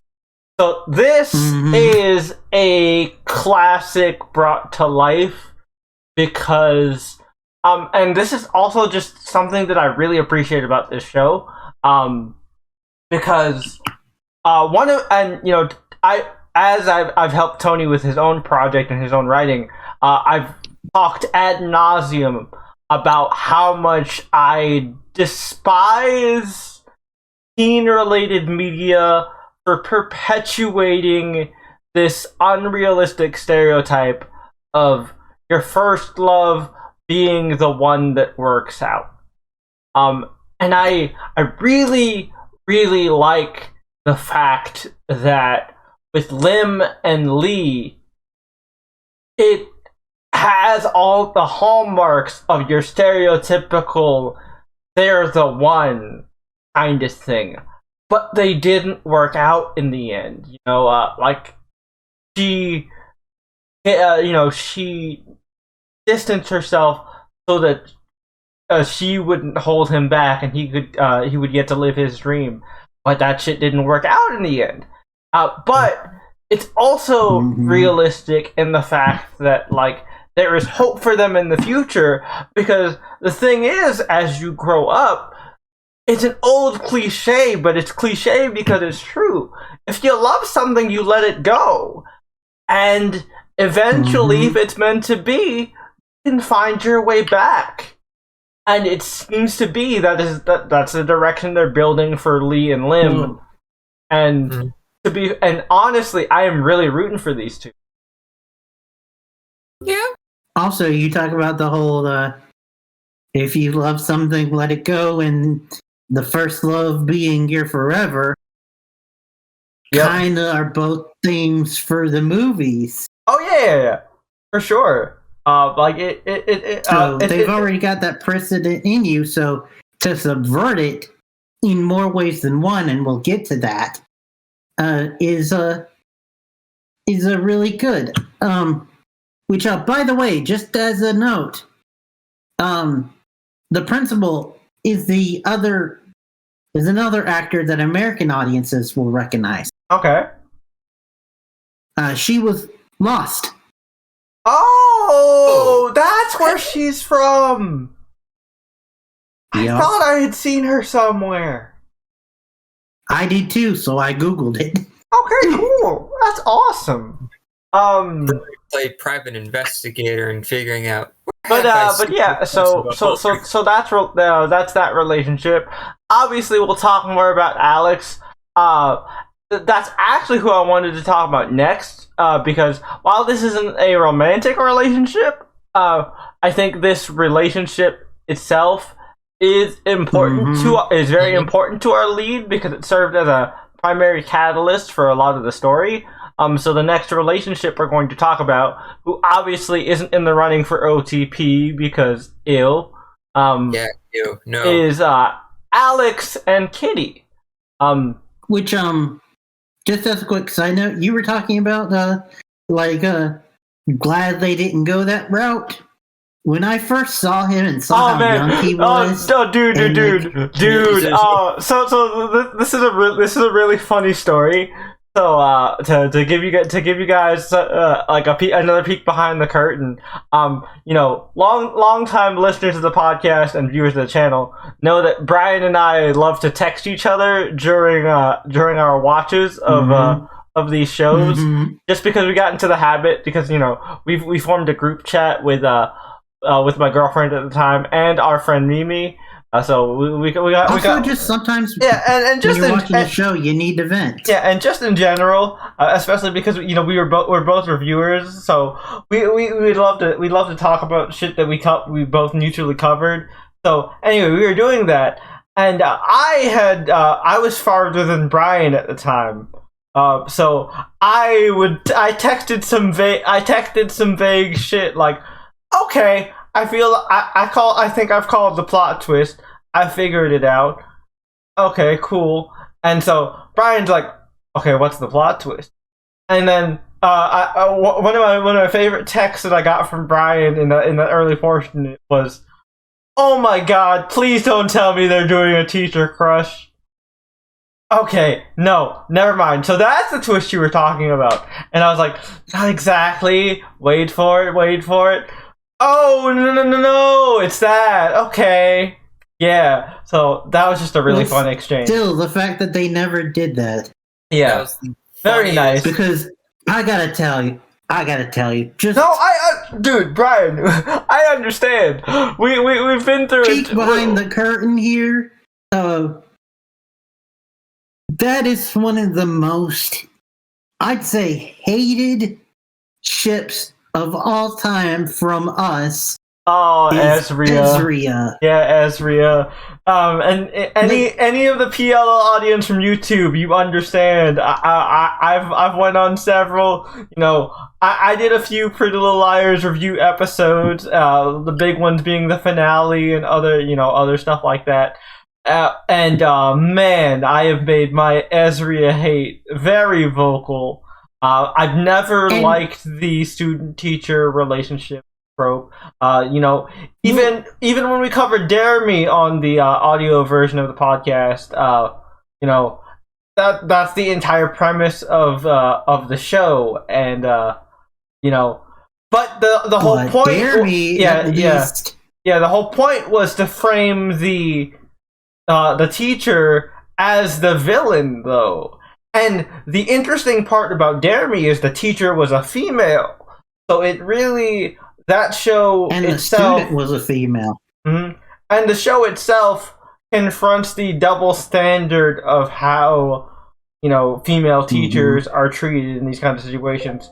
But that's neither here nor there. We go into much further depth. Ezria, they meet at a bar. Yep. What was it, the day before school started? Yep. And she lied about her age.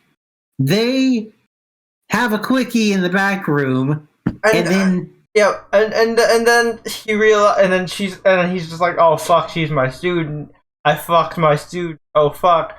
And instead of doing the logical thing of like, okay, she lied about her age. That was fucked up. I'm just never gonna do that again.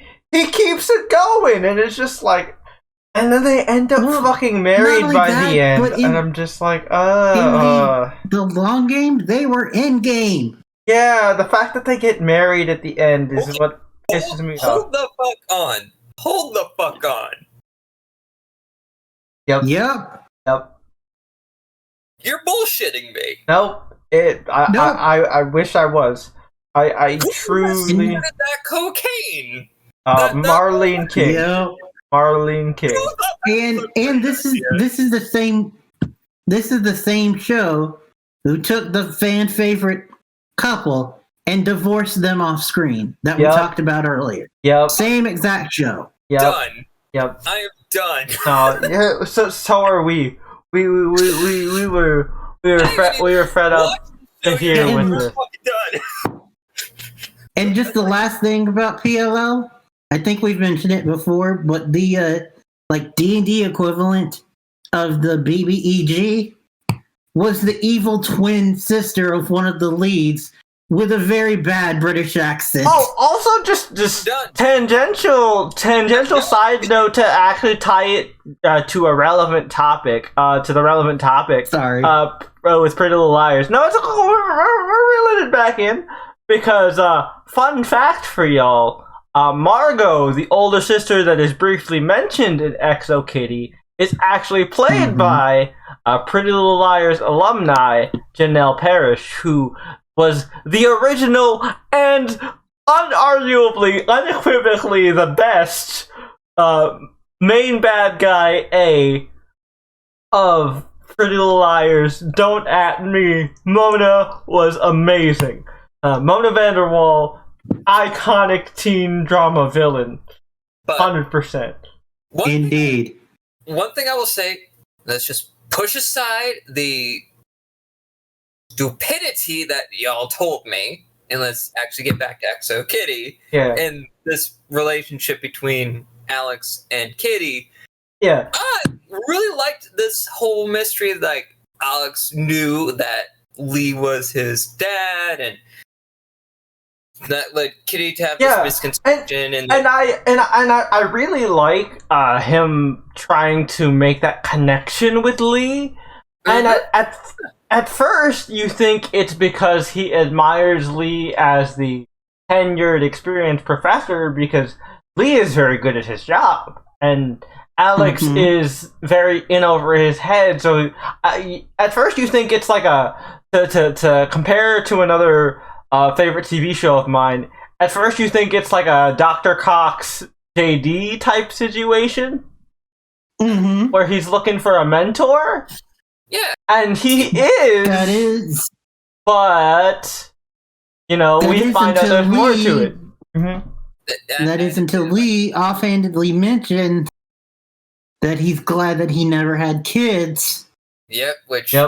And Alex gets a little too upset about that. Yep, and that's when when I saw that, that's when I texted Brian. Yep. I called it. And he had no idea what I called, but I called it. Exactly. Exactly. In my head, when I was watching that, What? I was like, "Yo, motherfuckers are actually trying to do this." Okay, I'm invested in this mystery because I actually like Alex. Oh no, Alex is such a lovable character. Yeah, Alex is such a lovable character. He's my age, and let me tell you, that was a Australian goober. Let me tell you, that itself was kind of just a punch in the gut for me because as someone who's consumed a lot of teen media. There have been a lot of iconic teachers, and and faculty members as cast members and stuff. Yeah. But the fact that 1993 was on his birth bracelet, and I was like, wait a minute, I was born. Oh my god, I'm old enough to be a teacher! I'm old enough to be the teacher in one of these shows now! Oh my god, what? Him! Yeah. Oh man, I am old enough to be the young, inexperienced teacher on a teen show! That's crazy! If I'm not mistaken, I think the actor is actually 26. Oh. Okay. I mean, But you know who's 27? Who? IRL? Mino. Oh, really? Yep. I'm telling you, his flawless skincare routine. I mean, let's be for real here. People can take great care of their skin, okay? Bro. My white ass. Yeah. Needs. But Oh man. But anyway, I gotta find his regimen some way, bro. Yeah, Like, I need that regimen. yeah. But anyways, back to Alex though. He's kind of like one of those characters that has a bit of that, like, I don't mean this in a negative way, like the dog golden retriever type. Yeah, no, for sure. He definitely feels like he definitely has a very puppy-like personality. He has that chipper like, and and Brian, I mean no offense by this, like, but as soon as like we really got to know him, I was like, oh my god, I found the Brian character. dude, I'll take that as a positive. I will agree with Jay on that. Like, yeah, Alex Flaherty, that's a Brian. That's a Brian. Because like Nice. like the earnestness, but also the like indecisiveness and the the bumbling. Oh, so much bumbling. God, it hurts with all the trying bumbling. to get all the students' attention, but then just not listening to it. Yeah. Oh my god, yeah. And I like that after the because we're spoiling though. We can spoil, right? Yeah, of course. Spoil the main plot some. Spoiler alert, obviously. But after the truth is revealed, I do like how he still kind of stays in that brotherly field with Kitty. Yeah. Even though he knows that they're not biological. It's that camaraderie where he looks out for her as a teacher would, and also a potential half sibling. It's also kind of just the thing of like we talked about it like in our intro video for the podcast, which for the podcast channel, which hopefully you two people you have seen.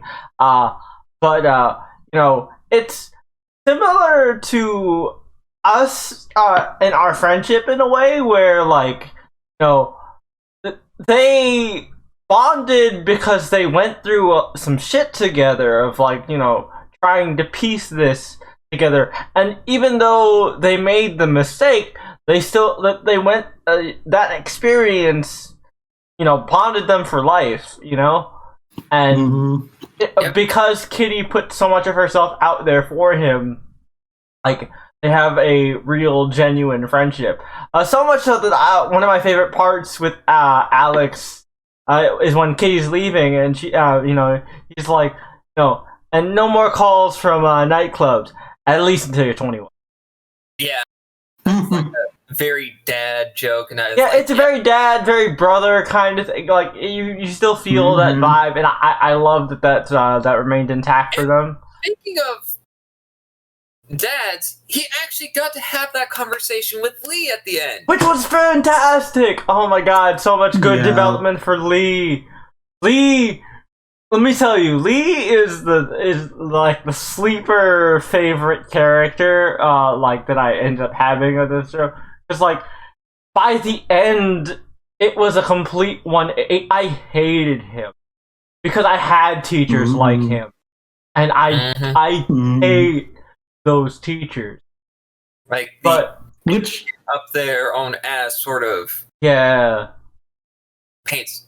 And the funny thing is, they freaking called it themselves. Oh yeah, because even Kitty at one point calls him Snape. Yep. Yeah. Yep. Yeah. I mean, and also, and Lee's like, but Snape was the good guy in the end. Yeah. And he was. He was. Yeah. Well, sure, there are a lot of characters in this. And for Alex, I do want to also briefly touch on Lee, just real fast. Because it is relevant to Alex. I really love Lee's story of just him being this hopeful youth who wanted to chase a dream, only to be met by the crushing reality of life of hard slap reality. Well, that isn't a practical career, and so he gave up the dream and now is bitter and resentful because he's surrounded by youths that remind him of who he used to be. And so he is just such a dick. And there are people like this in real life because, if you don't give, time for your own passions and just wallow in it, you end up hating your life and you become depressed and miserable. And you see that in Lee, and that light is reawakened in him when he starts to reconnect more with Lim. Oh yeah, and I love the moment where he said, "I don't want to talk to you right now." He founded everything. Yep. And I'm too angry to talk to you. And when Lim even said, "Even though you're angry, we need to talk about it." And no. Even more so than we need to talk. And I love the maturity that is handled between the two of them, which is another big thing that a lot of teen shows just don't do. One of my biggest pet peeves with teen shows, as somebody that has consumed a lot of teen media over the years, is a lot of teen shows either make the parents absent or completely inept idiots. And Lee and Lim are, whereas Lee is only really a parent to Alex, but I'm going to put him in the parent category here. Lee and Lim handle things very maturely, all things considered, with the situation, and I really respect that their character. Lim kind of reminded me of, and I don't know if Tony's going to get this reference, but she kind of reminded me of Homegirl from Runaways, like that one mom on Runaways. Oh, Nico's mom or Chase's mom? Chase's mom. Yeah, Chase's mom. Yeah, that makes sense. Okay.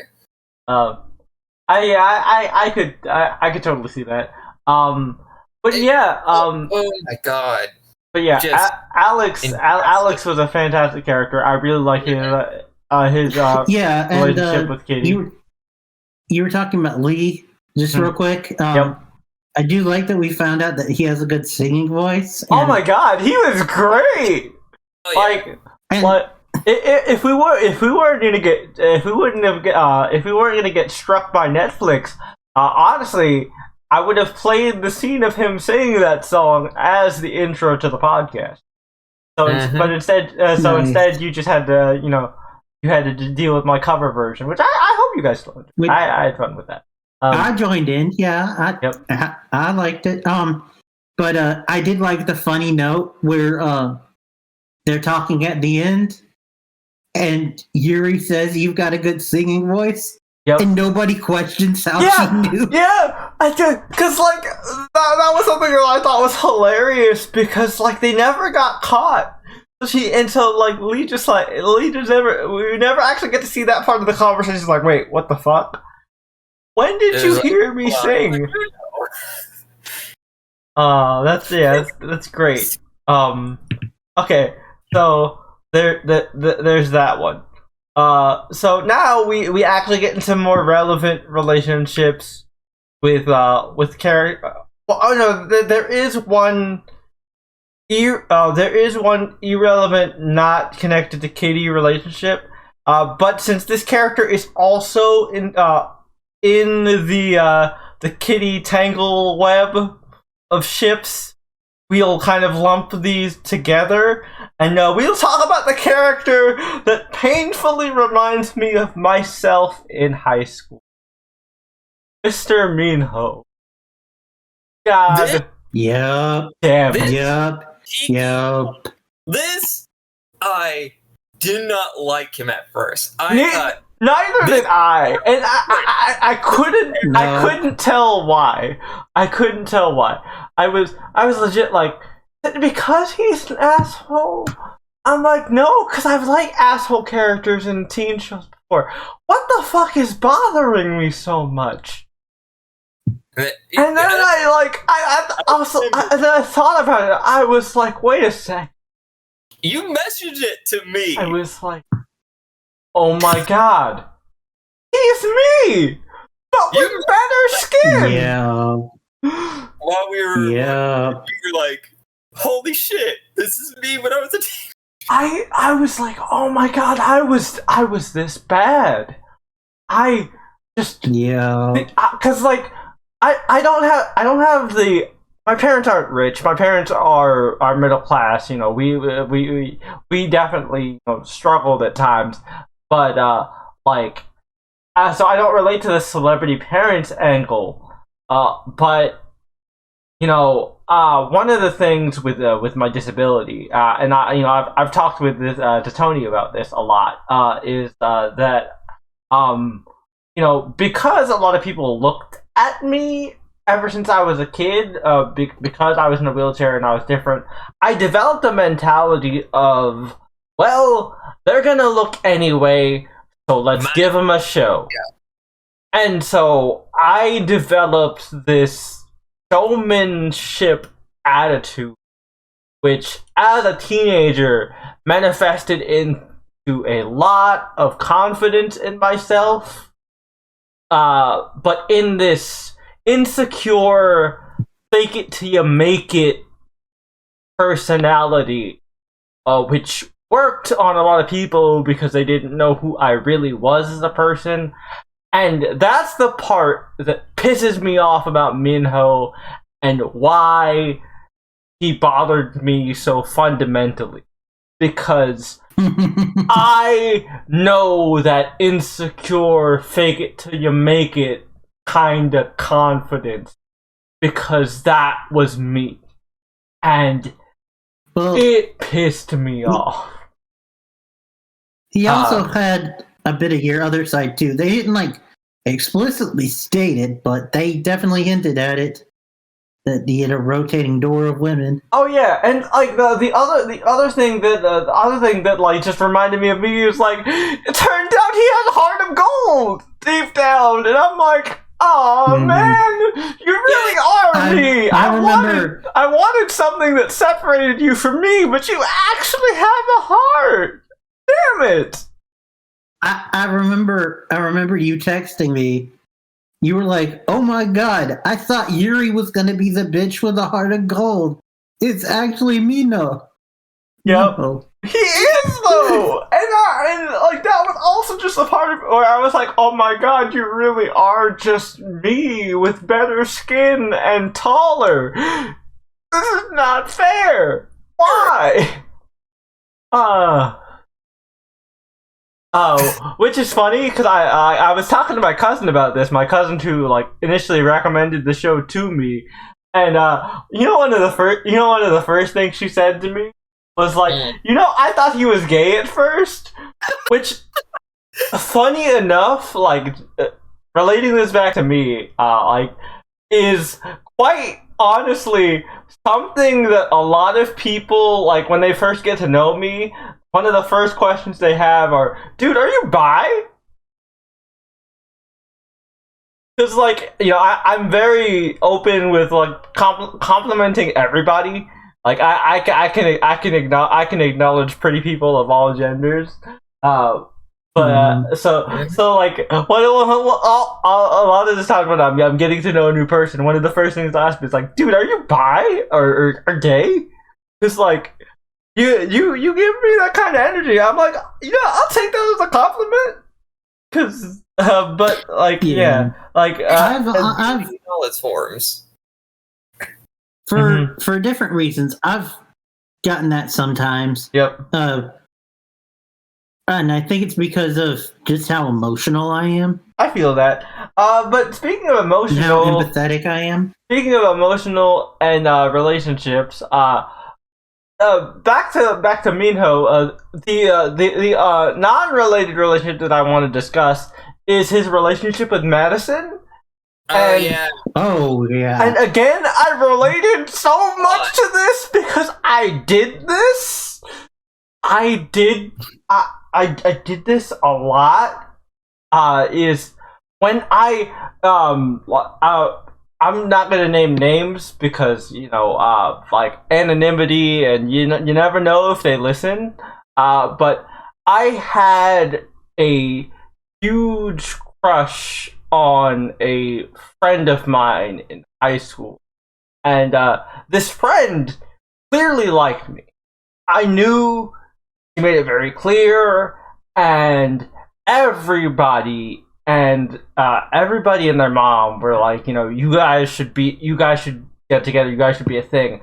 And one of her best friends, a very close friend of mine, my friend Anna, God rest her soul.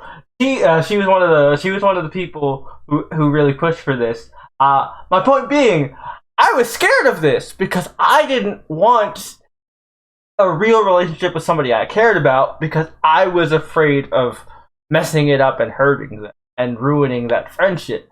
And so in order to avoid that, I instead went for meaningless, hollow, physical relationships and confused that for love. And that's what happened with Minho and Madison. Because the thing with being that kind of person, right, and developing this fake it till you make it mentality, is when you fake it long enough, you start to believe the lie. And that's when shit gets dangerous. With Madison, he was faking it for a good majority of the beginning. He was just doing it to avoid his feelings for Kitty. But then he was just like, wait, maybe I actually like Madison. And then Madison, honestly very similar to me, because I had this problem as well. She admitted to him, and I've actually said this to people straight up. Like, yeah, I get really caught up in the chase, and I enjoy the chase a lot. And sometimes it just happens when I finally catch you, I lose interest. Like, so I really relate to Madison in that way a little bit too. You know what cemented something very interesting in Minho's character development, though? Okay. It's the moment where Ocean Park said that was essentially like. Without directly saying it, he says, "I slept with your mom."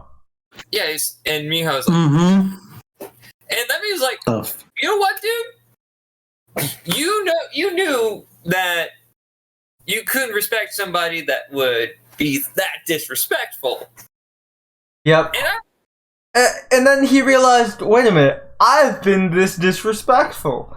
In that conversation he had with Madison, and with her just outlining, this was. I thought you knew what this was. That it was more. Yeah, and again, I really enjoyed this because, like, for me personally, I've been in both situations where I was the Minho and the Madison. So, like, again, minus the rich part. But yeah, by far, the funniest thing I will say about Minho, when he had that dream about Kitty, I was just like, when the Hold on. Oh my god, that was so great! Because I was like, wait, is this? Yeah? Yeah. Yeah. Is it that Wyland time? Aw, man. That was the first indication of how messy this shit was gonna get. And I was like, oh, I'm here for it. I'm here for all of this. Back to like messy, but also just real quick, a side note. I do like that, like Minho, Madison had layers to her. Oh, yeah. And when we first meet her, honestly, like Minho, I didn't like her. Yeah, no, but like her organized chaos and just how much like does care. Like the Ocean Park thing wasn't even just to meet the celebrity or whatever. You can tell that she genuinely cared about the cause. And Madison is the type of character that actually uses her powers for good. Which I really appreciate. Like she I think the best thing I can say about Madison, because we don't really talk about her because she's not related as deeply in the discussion. The best thing I can say about Madison, which I hope we see more from her, she is the most honest character out of this entire cast, because from the jump she has been like right on Front Street with how she feels, what she wants to do, and she just goes for it. She is exactly. She is at the point in her life where that all teenagers strive to get to eventually, where they're just happy with themselves. And Madison is fully realized in the fact that she is completely happy with herself. And and I know that you said we weren't doing that much speculating, but if we go with messiness and all that, Kitty's gotta stay with 3 girls next year in a dorm. Oh, Madison, Juliana! What are the chances that one of them is Madison? Dude, I think Madison would be a good buffer, and it would lead to some great comedy shenanigans. My God, yeah. But that is if they actually follow through with the cliffhanger, though, and actually get Kitty back to. I mean, look, if they get a season 3, there's no way Kitty's not getting back. Like, yeah, season 2, but yeah, season 2. Because I kept thinking season 3 because there were 2 movies before this. That's why I 3 movies. Yeah, before 3, technically, yeah. Well, no, To All the Boys I Loved is a trilogy. Yeah, but Minho was only in 2. You mean Day? Minho wasn't. Not Minho, Day. Yeah, Day. Name. Okay, I get what you're saying, but yeah, at the end, Yuri's calling her mom. Yep. And so, Yuri wants to have like one of the only genuine friends that she's had, not knowing the messiness behind that. Yep. We'll get there. We'll get there. But yeah, with the whole like with like the whole Madison thing, I think they did hint at her having a bigger part with the fact that at the end, she was part of the talent show group. Well, also she was the person that Kitty confided in, the last person that she had left. Oh yeah, right. At the end. So so we'll hopefully get to see that unlikely friendship blossom more. All right. So now we get into the real juice, the main ones, the main triangle. All right, it's a square, really. Let's talk about this square. Okay, so first things first, we gotta talk about the original ship that started all of this. Day and Kitty. So first, I want to talk to Brian about this because seen the movies, I think this is amazing because, we talked about this in the podcast, and I listened back so I can confirm we did actually say this. We thought Day and Kitty was just a one-off joke that was a running gag between those two movies. And there's so much more deeper connection. We find out that when his mom died over the period of time in between the third movie and Exo Kitty, and she was there for him because she went through a similar thing, not necessarily her mom dying in her teenage years, but her not having her mom around. So she helped him comfort him and helped him adjust to that new part of his life. Super important. Their love is really genuine and real and very sweet and heartwarming. It has, like I mentioned before, it has all the hallmarks of being the one.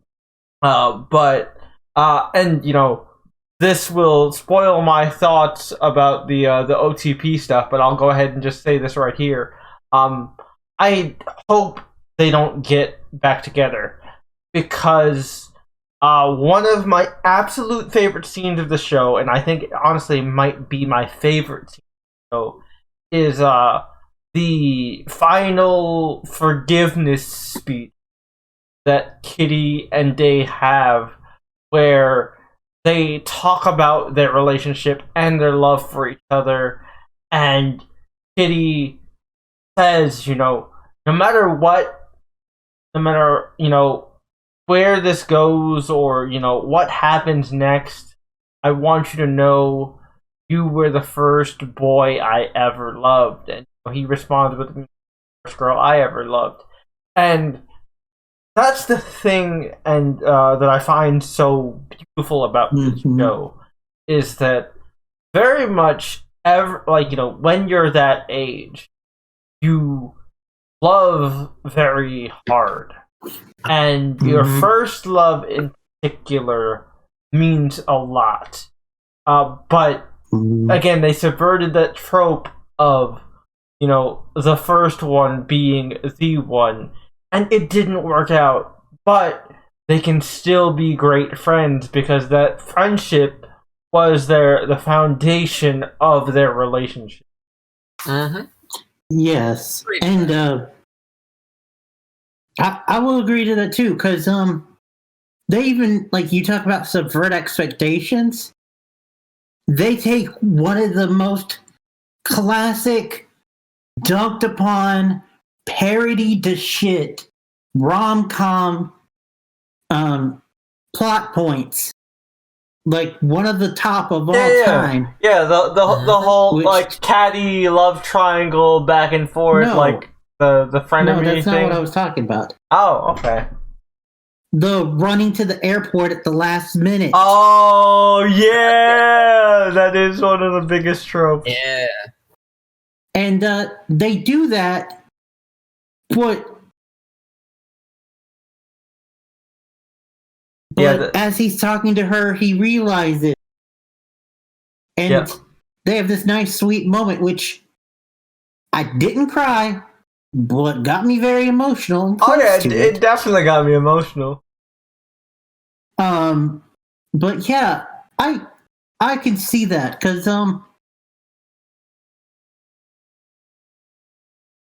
you could tell that, this was one, relationship where even the little bits that we saw them in the original movie, they had really good chemistry together. And yeah. And granted, you do find out that, in all situations, that they weren't showing everything because they wanted to show the best of them. But even when they did find out, all of them, they still accepted each other and they came together. It was just, they're also growing up.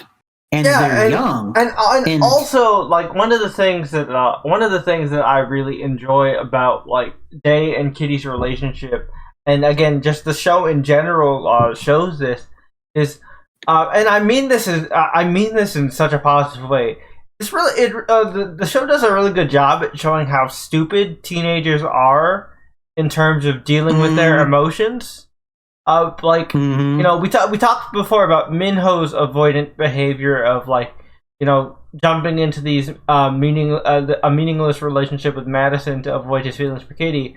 But Day, you know, as good of a person as Day is, quote unquote, in comparison to Minho, you know, Day is more outwardly the good guy, you know, the guy Kitty should go for.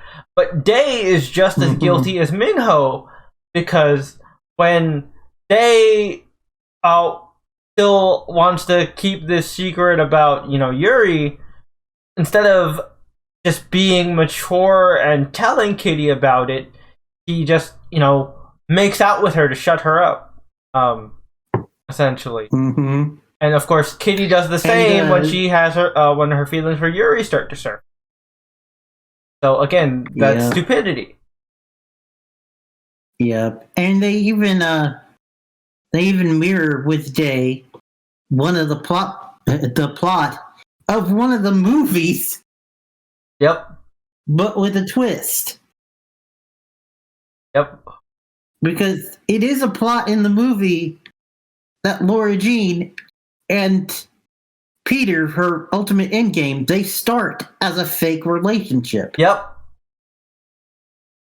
Which is why Kitty was able to call it so easily, and why Kitty was like, "Oh my God, this could turn into a real thing," because it turned into a real thing with LJ. Oh no, and she's super hot. Like, oh, this is not gonna work. I'm in trouble.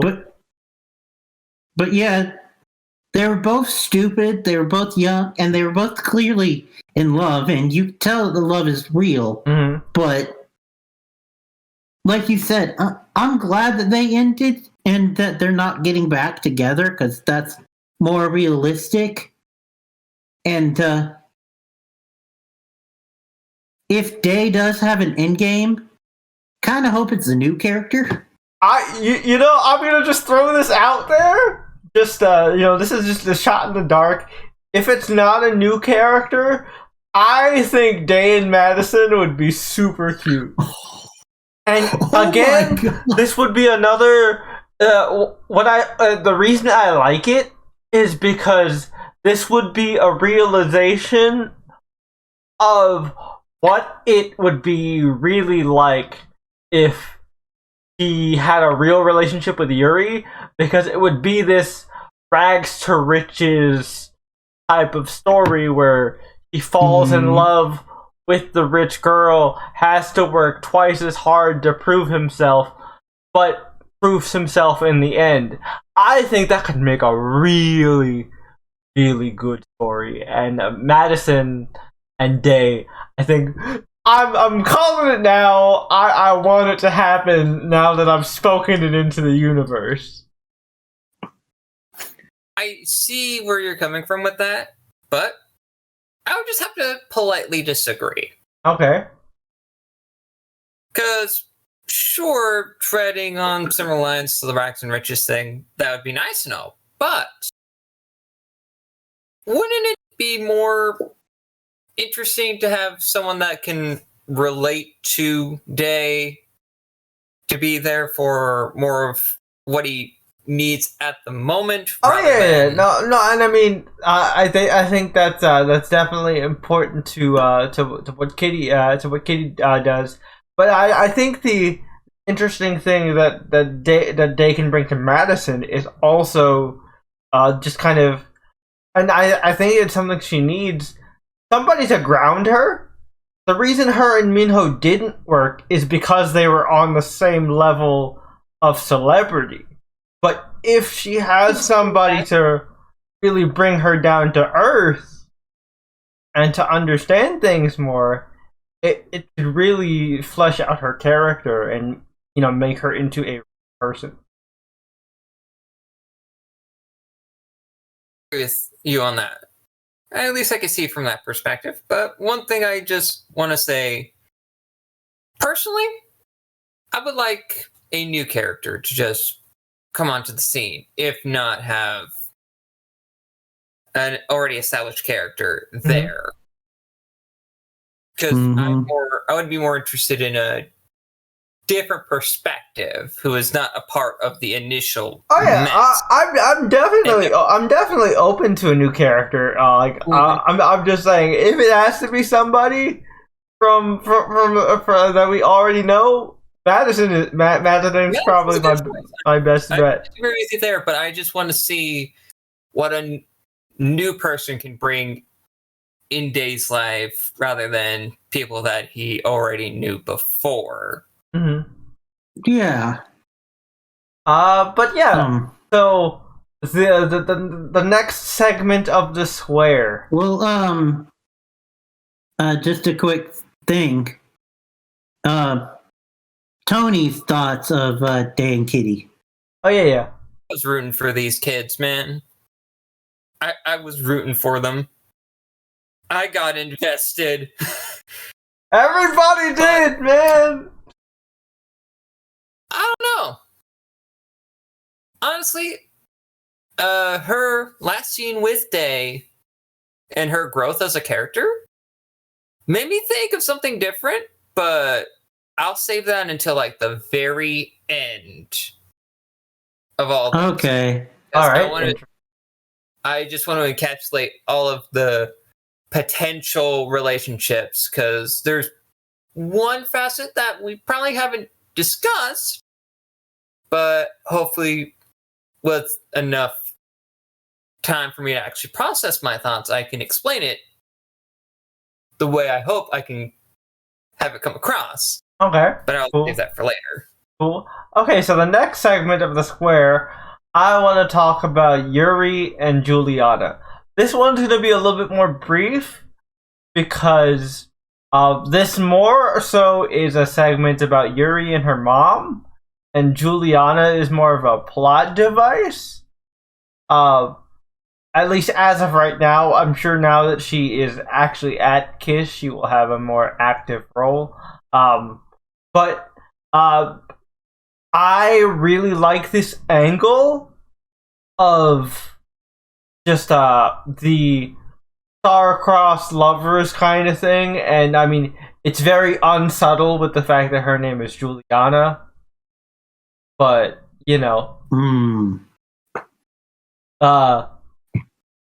so, and also, I know this is Japanese, but like, I made the joke that Yuri was secretly gay because her name is literally Yuri.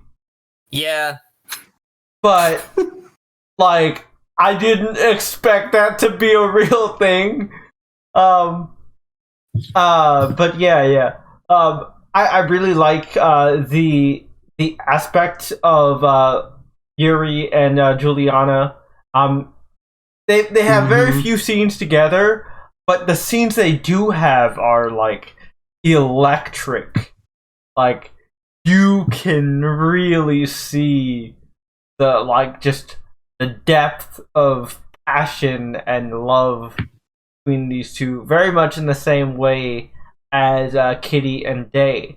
But the difference is, and this is kudos to both actresses, like, what I personally see with the two of them is they each found someone who finally gets them and lets them be who they really are on the inside. And they never say that out loud, but every interaction they have speaks that to me, and that just says a lot about those characters in general. And with this, before I pass it on to you guys, I just want to briefly kind of touch on, Yuri's relationship with Gina, her mother. We've been calling Lim the whole time because in that sense we were referring to her as the principal. But now I want to talk to her about her as Gina, Yuri's mom. So Gina is a character that I find very interesting because she is very much painted as she's not a stepmother per se, but she is painted in very much the wicked stepmother type light. She very much comes off like a Disney stepmother kind of villain, and that's what you see at first. And she definitely is not above doing underhanded, fucked up things to protect her daughter in her own way. But that's the thing, right? She really does genuinely believe in protecting her daughter. And when she realizes that, like, because she herself kind of was this beautiful caged animal that held herself back because of certain circumstances. In Gina's case, it was her having the baby. She gave up on her real love and forced herself into this cage that is this clearly loveless marriage with Yuri's father. She married a rich guy. Yep. Whereas with Yuri is in this same similar cage, but in her case, it is putting on this appearance to not disappoint her mother and to be the daughter that she wants, very much in a Mulan kind of way. Like if you remember the early portion of Mulan, to kind of talk about the Disney connection that I mentioned earlier. And I think it's really beautiful when Gina has that realization of, I need to let my daughter out of this cage. My life in this cage was so miserable. I don't want that for her. And what really encapsulated that moment is the, when Yuri is happy about, like, the whole Juliana thing and, being resolved. And, but then she starts to get a little scared. She's like, oh, but what do you tell Dad? And, she, are you going to tell Dad? And he goes, and she just smiles and says, yeah, I'll tell him. It's like, well, what about, how's he going to react? He says, probably not well, but honestly, I'm done caring. And just how the actress who played Gina delivered that, the weight you could hear leaving her chest when she finally said, I'm done caring. You could tell those cage doors were finally open, and it's just beautiful. Beautiful. I love the parallel between mother and daughter there. So yeah, let me pass it off to you guys. So, what did you think of Yuri and Juliana, as well as the relationship between mother and daughter, Gina and Yuri as well? I already, with Dan, Kitty, I passed to Brian first, so we're gonna go to Tony first this time. I like this. This whole tinge of forbidden romance, this unaccepting family and cultural line, that with Yuri coming out the way that she did to her mom, and her mom kind of realizing, like, oh shit, I intentionally did the same thing to my daughter that what happened to me. They actually had that time to have that conversation, and Juliana was this ultimate goal for Yuri. And I just thought that she felt alone. She felt just Yuri as a whole wanted someone to be there. And no one really was there in person for her, in her mind. Until Kitty. Yes. But with that, I also saw that with Juliana, she's connecting a few dots herself. Like, I was just a friend too.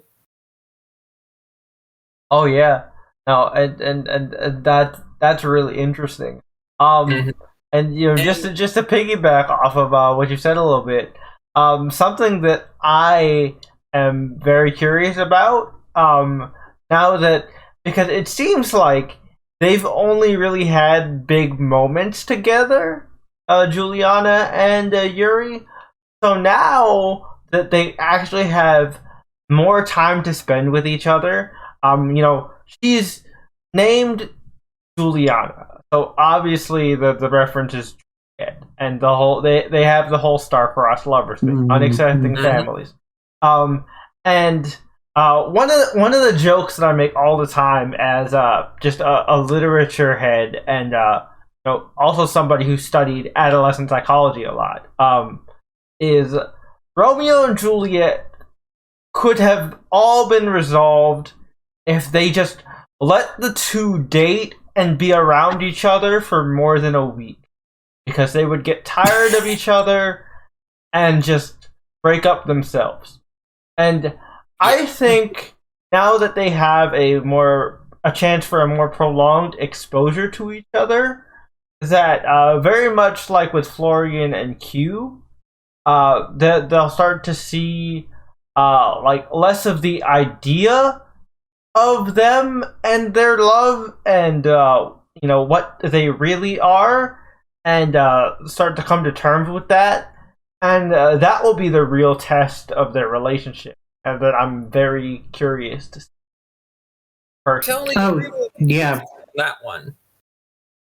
But one of the things, yeah, because you can go ahead, Brian.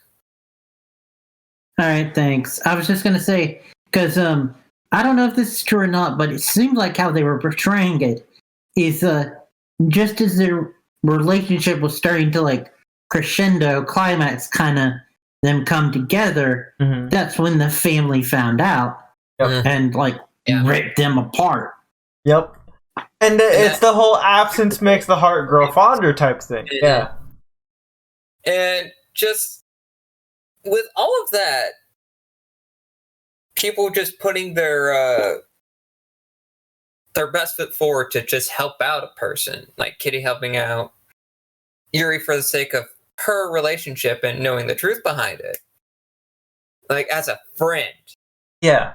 And just all the fucking jealousy that Juliana was giving off. Oh my god. Oh yeah. Oh yeah. No, that was palpable. Jealousy. That was palpable. I mean, the fact that she literally saw Kitty leave and didn't say anything. That was so passive aggressive. Oh my god, I love that shit. Like, Kitty was just here, and it's just like, yeah, I saw her leave. Like, yeah, I wasn't gonna say shit about that bitch. Like, oh my god, well played, Juliana, well played. Like, you are fucking spicy with that shit. That was petty, but I love it. But when it comes to like the dynamic between, just move ahead a little bit here, just to get to the meat and potatoes of these two individual characters a little ahead of time, but yep, no, go ahead. We're already moving in that direction anyway. Well, just if you don't mind, real quick, like the stuff, I completely agree with everything that you said about that we've been saying about Juliana and Yuri. But the one thing that I wanted to add with Yuri and her mom, is on top of what you said, there was also clearly the cycle of abuse. we didn't see any physical abuse. Which I will say, there were one or two times where I thought they might get there. Ooh. But well, between Yuri's mom and dad. Oh, you thought there was gonna be some domestic violence type issue. Yeah. But there definitely was verbal and emotional abuse. A lot of emotional abuse. The dad was abusing the mom, and the mom was the daughter, Yuri. But then Kitty helped break it for Yuri, and then Yuri helped break it for her mom. Yeah, it's very true. I can see that, especially when her other kid came about and helped break that too. That is also true. Yep. And you know what? I thought Yuri's dad was weak as fuck. And to piggyback off of what Brian said, another thing that's very, very cool is that Yuri ended up learning to be true to herself, and seeing that inspires Gina to be true to herself, and so it opens the door for her and Lee a little bit more, to circle back to what we were saying earlier. So I think that's really cool as well. And as far as the a-hole dad goes, which I don't want to even justify, like looking up his name, but I almost wonder when we'll just thinking call about we'll him just and everything call that he him Mr. Han. We know her last name is Han. Yeah, Mr. Han.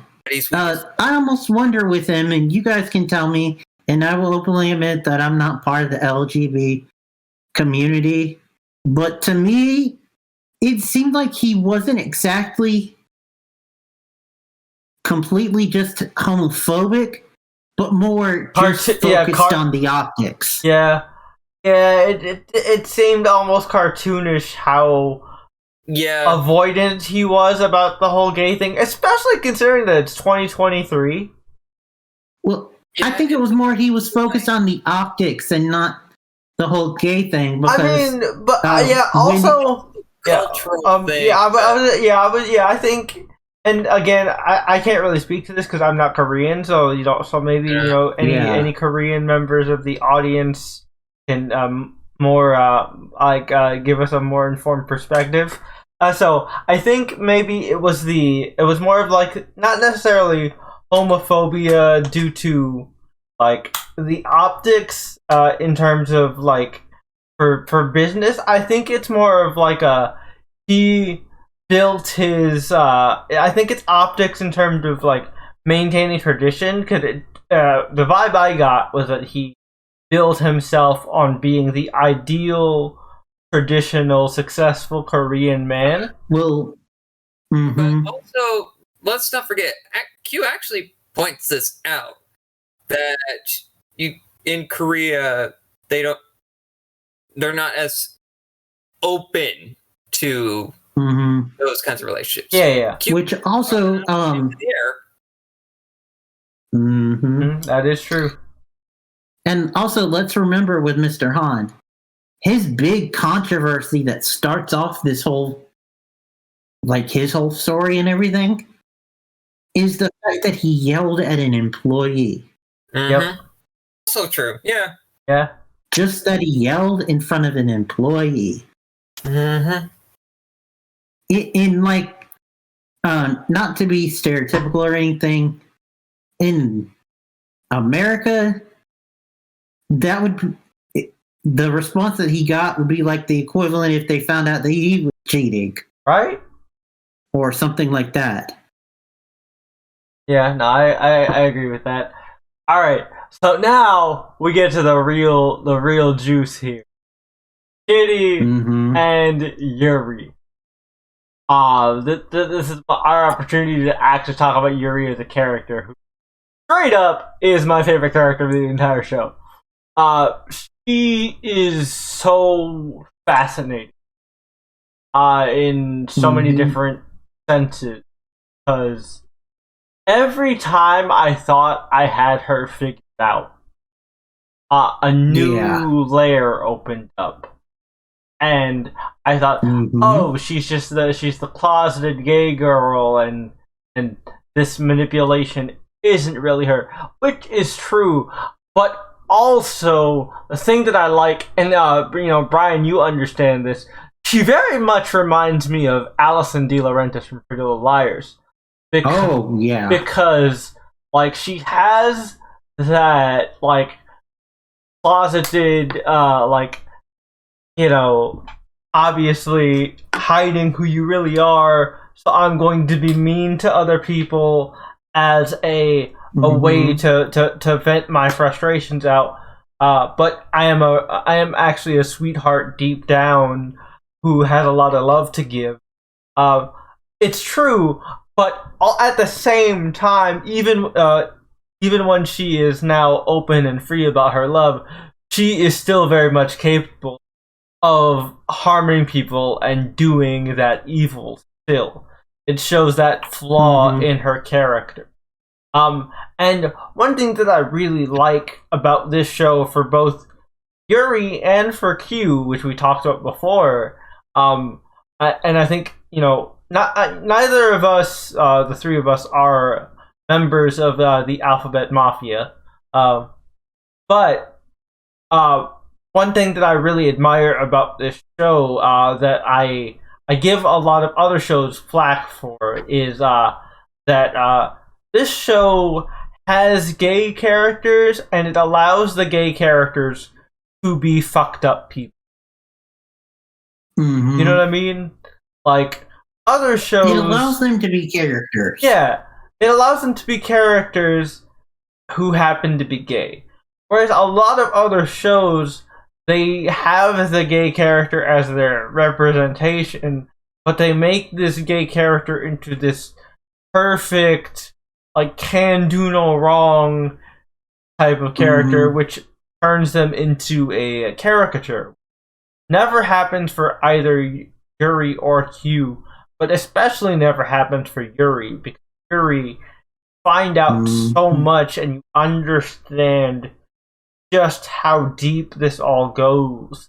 And my favorite scene with Yuri, and of course this is very pivotal to her relationship with Kitty, because this is kind of trigger incident for Kitty's feelings, is the DJ scene.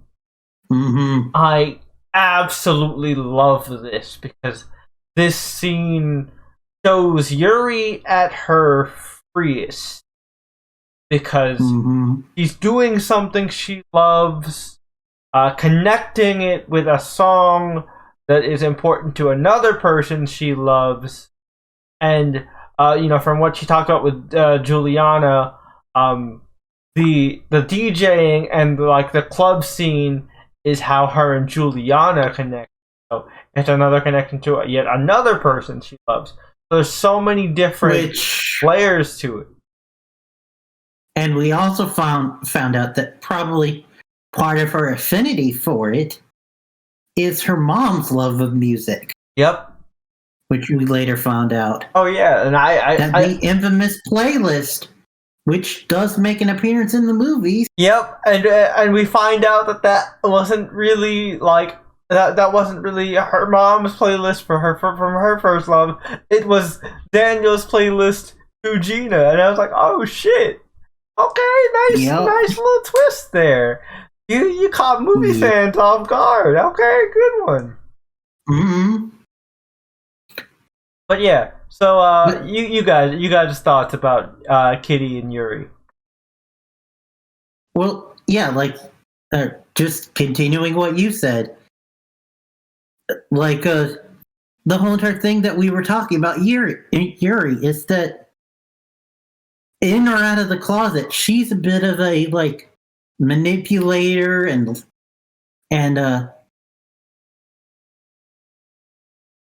deceiver. Yeah. Even when it's not even about like her being in the closet, and because you can later see that she grew up kind of like that, and like her father is all about the optics, so she learned a little bit of that. Yeah, and I mean, like the earliest example we see of that is the necklace incident, and like the fact that she thought she would lose her friend Day to the girl that he actually loves, and so due to that jealousy, she lied and manipulated both of them, and like again, it shows just how cruel and vindictive Yuri can actually be, how much like her mother she really is, despite how much she despises the woman her mother has become. Which is a contrast to Kitty, who is very much an open book, maybe too much. Oh yeah. And oh god, is very like genuine, and that's what draws Yuri in with her, is the fact that Kitty is so genuine. I mean, she has some stupid teenage stuff, but who doesn't? And that was honestly one of my a great scene where she was just like, "Oh my god, you're just so sweet and genuine. It's hard to stay mad at you," which is so true about Kitty. Like even when you get upset with Kitty as a member of the audience, you're just like, "Oh god damn it, you're so good. I can't stay mad." Yeah. Like, I'm disappointed in you, but I'm not mad. Yeah, she's just so good. And the same goes for Yuri, honestly. Yeah, because if you remember way back in the first episode, the way they met, yeah, they're meet cute, which we can officially call that a meet cute. Yep. Where she literally like runs her over. Yep. Yeah, she almost isekai'd our protagonist. Which is funny though, in hindsight, because when you also realize that the driver who is Dave's dad is Dave's dad. Oh shit! That only just now clicked in my head. Oh shit! That's really funny. Which talk about an interesting side character that we barely see, but gets a lot of development. Oh man. Yeah, but yeah, them together, and it's interesting because Yuri could see what I think. I know this is maybe not projecting, but like imposing onto the thing, but it almost feels like Yuri knows what's going through Kitty's head, but is actively choosing to ignore it. I think that's exactly the case. Because Kitty is the first, like, beyond Juliana, who is more than a friend. Kitty is like the first true friend that she's made. And I wanna relate this back to a point I made earlier. Do you remember that story I just told you? Mentioned it on the podcast about me related to Minho. I think that is the exact conundrum and problem that Yuri is going through. Is that like,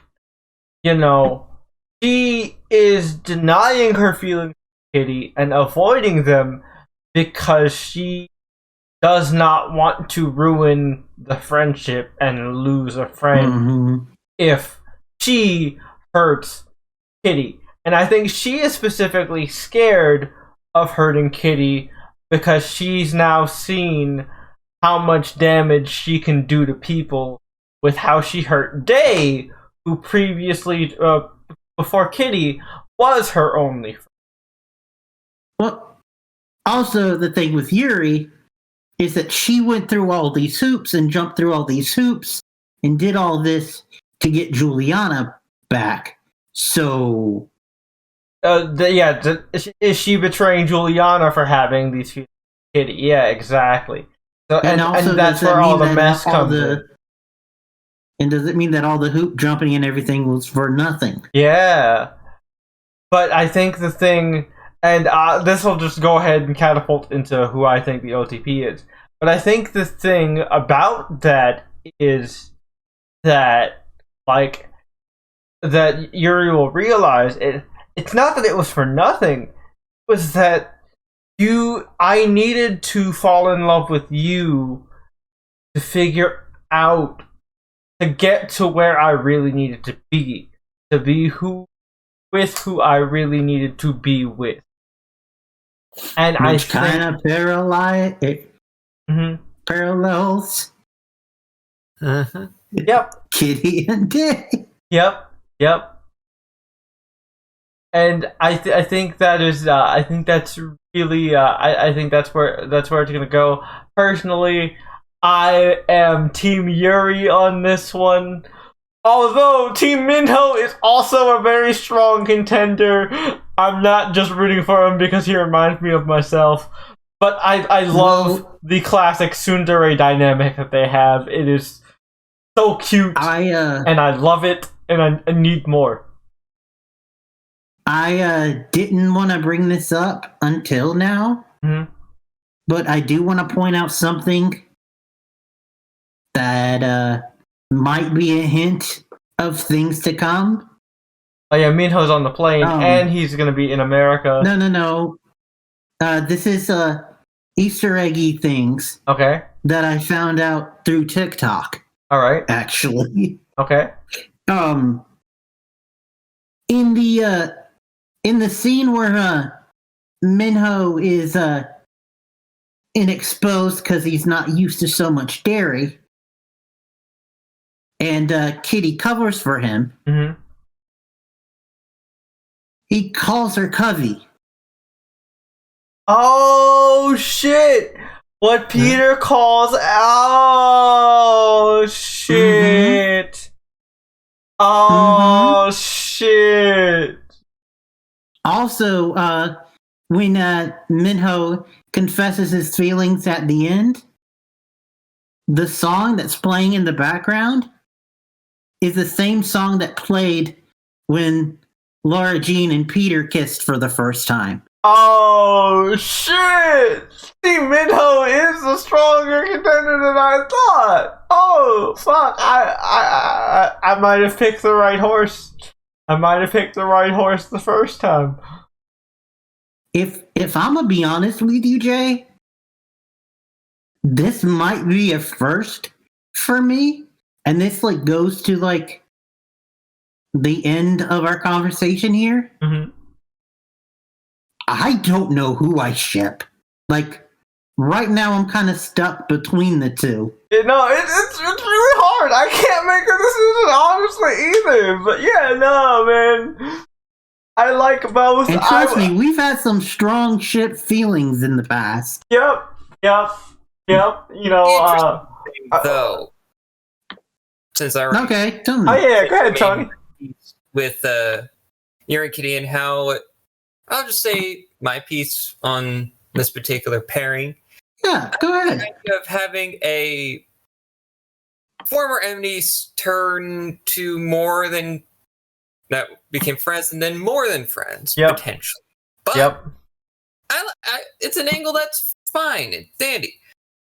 But there's another route to go on. Okay. With nobody at this time. Oh, that would be a very interesting, nice, subversive twist. Allow me to explain. So, Kitty just ended things with a serious relationship in her mind. You know, we've dealt with things. Yeah, in the past. I see exactly where you're going because it makes a lot of sense to like in order for her to figure herself out, she needs to make time for her and figure out who she is because she spent so much of her time identifying herself as I'm with Day or I have a thing for Yuri. She doesn't really know who Kitty is on her own. Exactly. So, I think with her just being so unsure of what she wants, it would be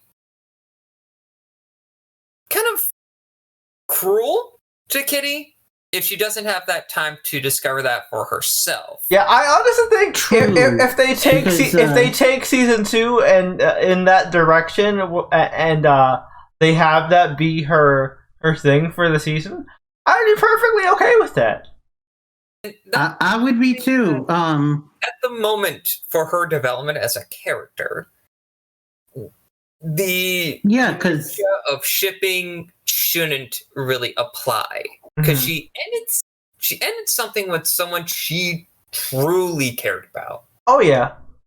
And it would be awful because you don't get over. Yeah, it is like relationship mistake number 1 to immediately jump into something after a big serious relationship. Yeah, no, I totally agree with that. And we don't want to have Minho or Yuri be just rebound. No.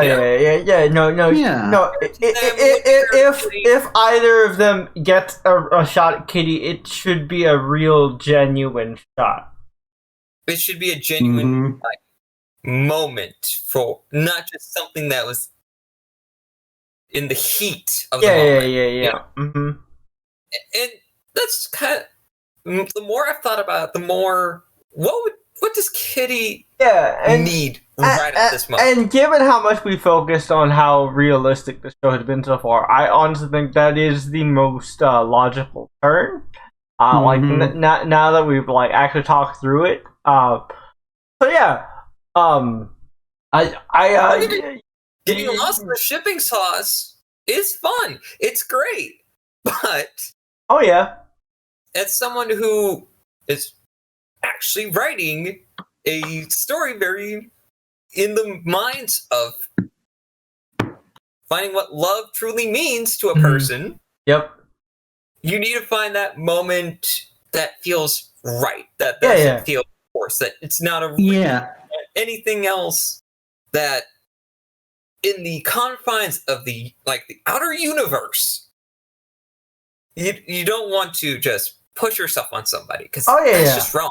For sure. And you don't want anybody forced on you, which is also wrong. Yeah, which just add-ons to that, because we've got to keep in mind that Kitty and Day, granted, most of it was long distance, but they've been in a relationship for 4 years. Yep. True. And which is so hard to believe that time flies like that. But honestly, like, if you look at the first movie and you look at Kitty in the first episode, like, wow, the growth, like, literally is evident. Well, one thing that I didn't realize, again, until it's TikTok, is Kitty in universe is the same age that Laura Jean was in the first movie. Oh, wow. Okay. Yeah, because remember, Jay, it's a family tradition that your first day of school, you write down your grade and then you post a picture of you with the chalkboard. Oh, yeah. And Laura Jean put 11. And now Kitty, in this one, when she said it's a family tradition, put 11. Oh, yeah, right. Great detail. And it was like, I think in the first one, Kitty was like 8 or 9. Her grade was like 8 or 9. So. Yeah. That makes sense. That you brought. But I also want to add that, again, don't know anything about it because I'm not part of that community, but I do imagine that her trying to figure out that she's more than straight is also in an ordeal that she doesn't want to just jump right into something. I've talked to a lot of I've been there for a lot of my female friends who discovered they were pan or bi, and it's a lot. People think, figuring out that you're bi is easy. It just means you like both guys and girls, but everybody who's bi also has different preferences and kind of a different spectrum of I like this type of girl and this type of guy, or I lean more towards girls, but I do like these kind of guys, and vice versa. So, also figuring that out is going to be very important for Kitty. For within the community itself, I didn't realize this, but apparently there's a lot of biphobia even within the community itself. Well, yeah. So I've talked with a lot of friends in the community about that, and the hate that bi people get is because people on the further end of the alphabet, they view them as fence sitters and want them to choose one, whereas because they didn't get a choice to have both, where they only get to have one, so their partner should only have one. Do I agree with this? Hell no, but I understand the perspective. No. Yeah. But I the last thing that I wanted to add about Kitty being single for a bit is at the very end, Minho, he doesn't just say, "I like you," or think I'm falling for you. I think I fell in love with you. Whoa, buddy, that's a big ass jump. Yeah. From I hate your ass to I think I fell in love with you. Dog. Slow the fuck down. And then he tries to walk it back, say a little bit. Mm-hmm. That's a bit much. That is he needs to. How Kitty views things, that's just going to hurt her more. Yeah, exactly. Oh, we see it in her eyes in the final shot. Oh, yeah. And this is why it's clear that I am. So this is why I'm taking the stance that I'm taking, because I've been not necessarily in the same sort of shoes Kitty has, but as a teenager, I've been there. I had these ideas of what love was. I had these notions. Hell, even before I turned 20, I had those same opinions similar to what Kitty had. Yeah. And it took me my first real love, my first real adult relationship to make me understand maybe some things are not as black and white as I initially thought. There are shades of gray. There's a whole bunch of different factors that, yes, I am down. I'm brokenhearted at the moment, but I can always just bring myself back up and just learn what I really want. And since Kitty is at that point in her development as a person and as a character, and someone who's been in that same position, I think we've all been in that same position. Oh yeah, we want what's best for Kitty. And I think what's best for her at the moment is to just be single for now. Yeah, just take some time for herself. I completely agree with that. Yeah, I can agree with that. Because one other thing that we've got to keep in mind is next year is going to be their senior year. Also, something I want to briefly touch on, since we're not doing a speculation section, but this is relevant to the end of the story before we jump into ratings. I love that we ended the season after we figured out the mystery of who Alex's parents are. We discover another mystery by the end of the season. Who the fuck is Simon? Sean. Yeah. Simon, sorry. Yeah, who the fuck is Simon? Very interesting. Fuck Simon is. Love Simon? That's honestly what I thought. I was like, wait, are we in a different show? I thought Love Victor was on Hulu. It was. Oh man. I think it's over. Yeah, it is over. But yeah. So also just a quick because I meant to mention this earlier but completely blanked on it. Mm-hmm. And I also didn't want to interrupt you. Yep. You talk about like having a gay or LGBT characters that aren't one note. Also, a good recommendation is Heartstopper. Oh yeah, I remember you brought that one up. I hope that we can talk about season 2 when it comes out. Nice, because it was honestly one of my favorite shows of last year. Oh, cool. But yeah, so final ratings and final thoughts.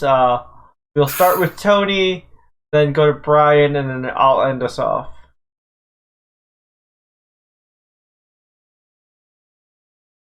Okay, great show. Cast of characters are great. Shipping wars can be a bit of a mess, but hey, it is what it is. Just to see this character journey for someone who has only been exposed to this universe through this show alone makes me want to learn more about these characters, about Kitty and her family,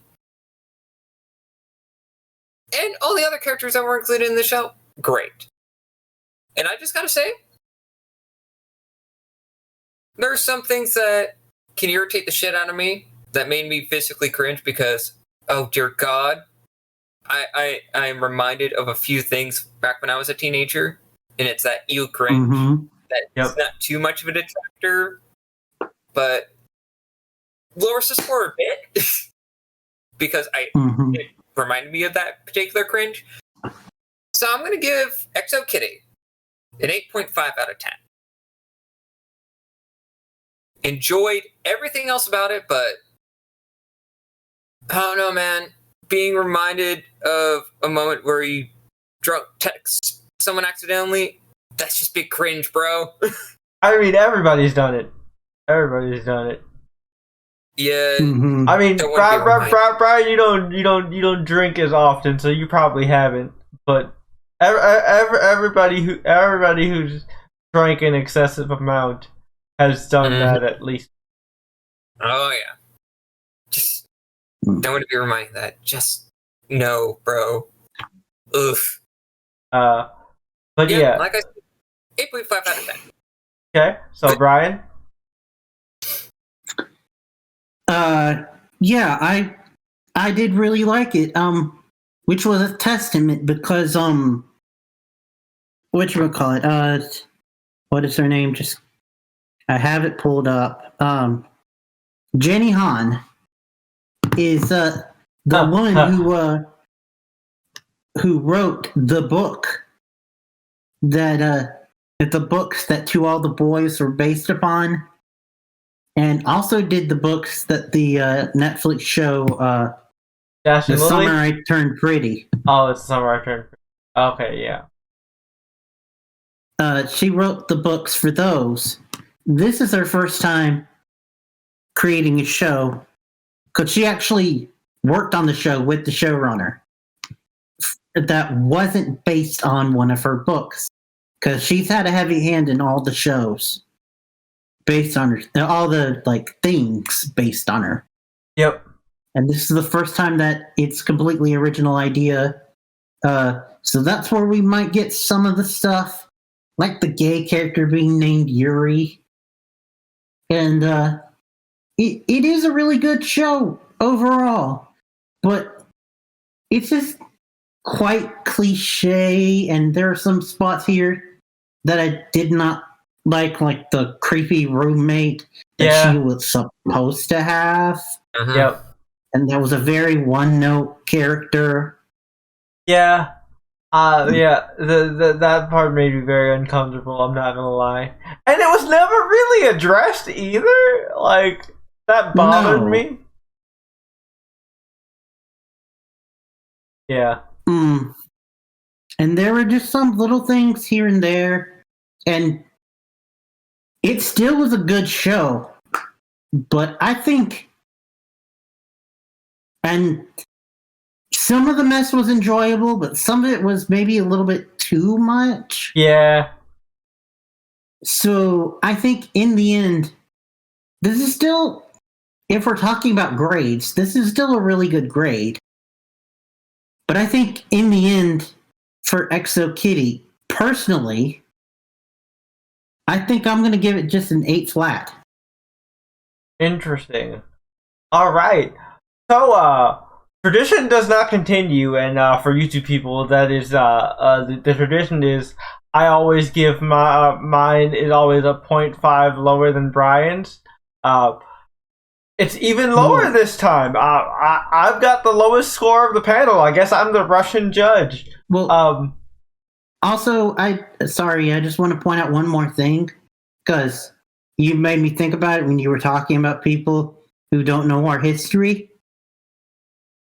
For those that don't know this, which might even be audio people, because I don't know at this point what I've said in which iteration, but I didn't grow up in a traditional high school.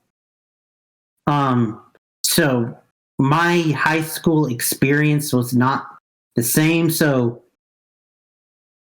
I didn't have that same connection that these guys did to the characters.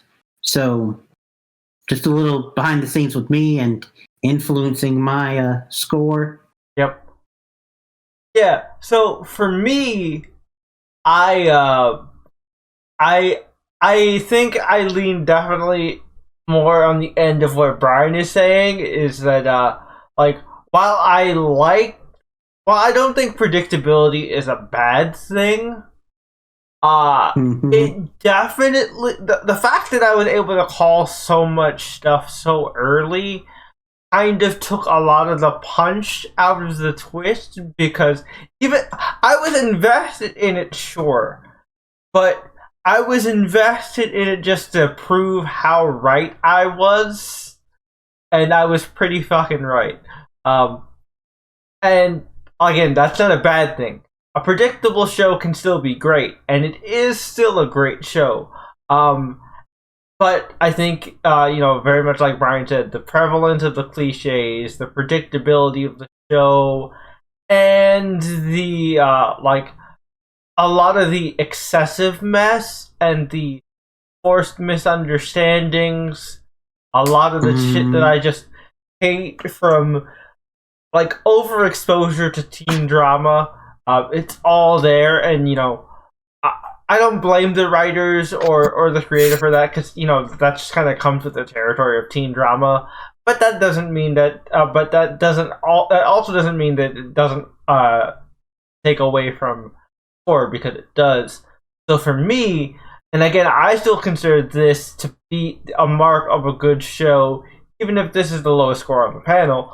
I give it a 7 out of 10. I would totally recommend this show to anybody who has seen To All the Boys I Loved Before, or just to anybody who loves general teen drama. I think it is a very well made one, with very full, realized characters that does a very good job at embracing the tropes, but also introducing new spins on them. So I definitely recommend it, and it's been a fantastic show to discuss. Hopefully there is a season 2 that we'll get to discuss even more. Yeah, really enjoyed it. Also, just one thing else, add real quick. I think this is the most likable protagonist we've seen in a while for a show. Oh yeah, for sure. Sure, especially given the shows that we have been covering recently. So speaking also, the tradition didn't continue, Jay, between you and me. But I did get a 0.5 with Tony. Oh shit! So it did happen with somebody on the panel, so that's true. But yeah, hopefully, YouTube people, I hope you enjoyed this first, new video iteration of Channel Chasers, the Channel Chasers podcast. Audio people, I hope you enjoyed another audio adventure. It's been great. And I'm gonna keep minimal edits on the video version, just because I want this first video to be kind of just the full experience. So it's not gonna be too heavily cut. But future videos will be more polished. But I want you guys to kind of feel what it's like for us more in this first episode. So hopefully you'll enjoy this. I know we enjoyed recording it. But you can look forward to seeing this episode like the Tuesday after we record it. The audio will be up on Monday, the Monday after we finish this recording, on Spotify and Apple Podcasts. So look forward to those. I will leave links to the Apple Podcast page, or I will leave links to the Anchor page, which will help lead you directly to Spotify and all that stuff in the comments down below, in the description. Do all the usual YouTube things, like, comment, subscribe, hit the notification bell, please, because a lot of times when YouTube channels are inactive for as long as mine was, YouTube automatically unsubscribes people and unbell notifies people. So they might have turned your bell off without your consent. So turn that motherfucker back on, because you're going to want to see all our great content that we have upcoming. Speaking of upcoming content, we jump from one mess into another. We will be talking about the HBO Max miniseries Love and Death, which is all about an affair gone wrong. So it's going to be very messy, and I'm very excited. It also stars Elizabeth Olsen. It's an adult messy. Oh, yeah. Oh my god. It's going to be on Max, so don't hold punches. I'm here for this. Totally here for this.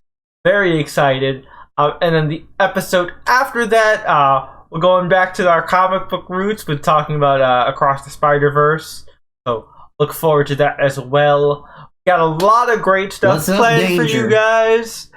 And there's going to be just a lot of fun content for the channel and for the podcast in general. And we look forward to experiencing it all with you guys. So let us know what you thought about ExoKitty if you saw it in the comments down below for the YouTube audience.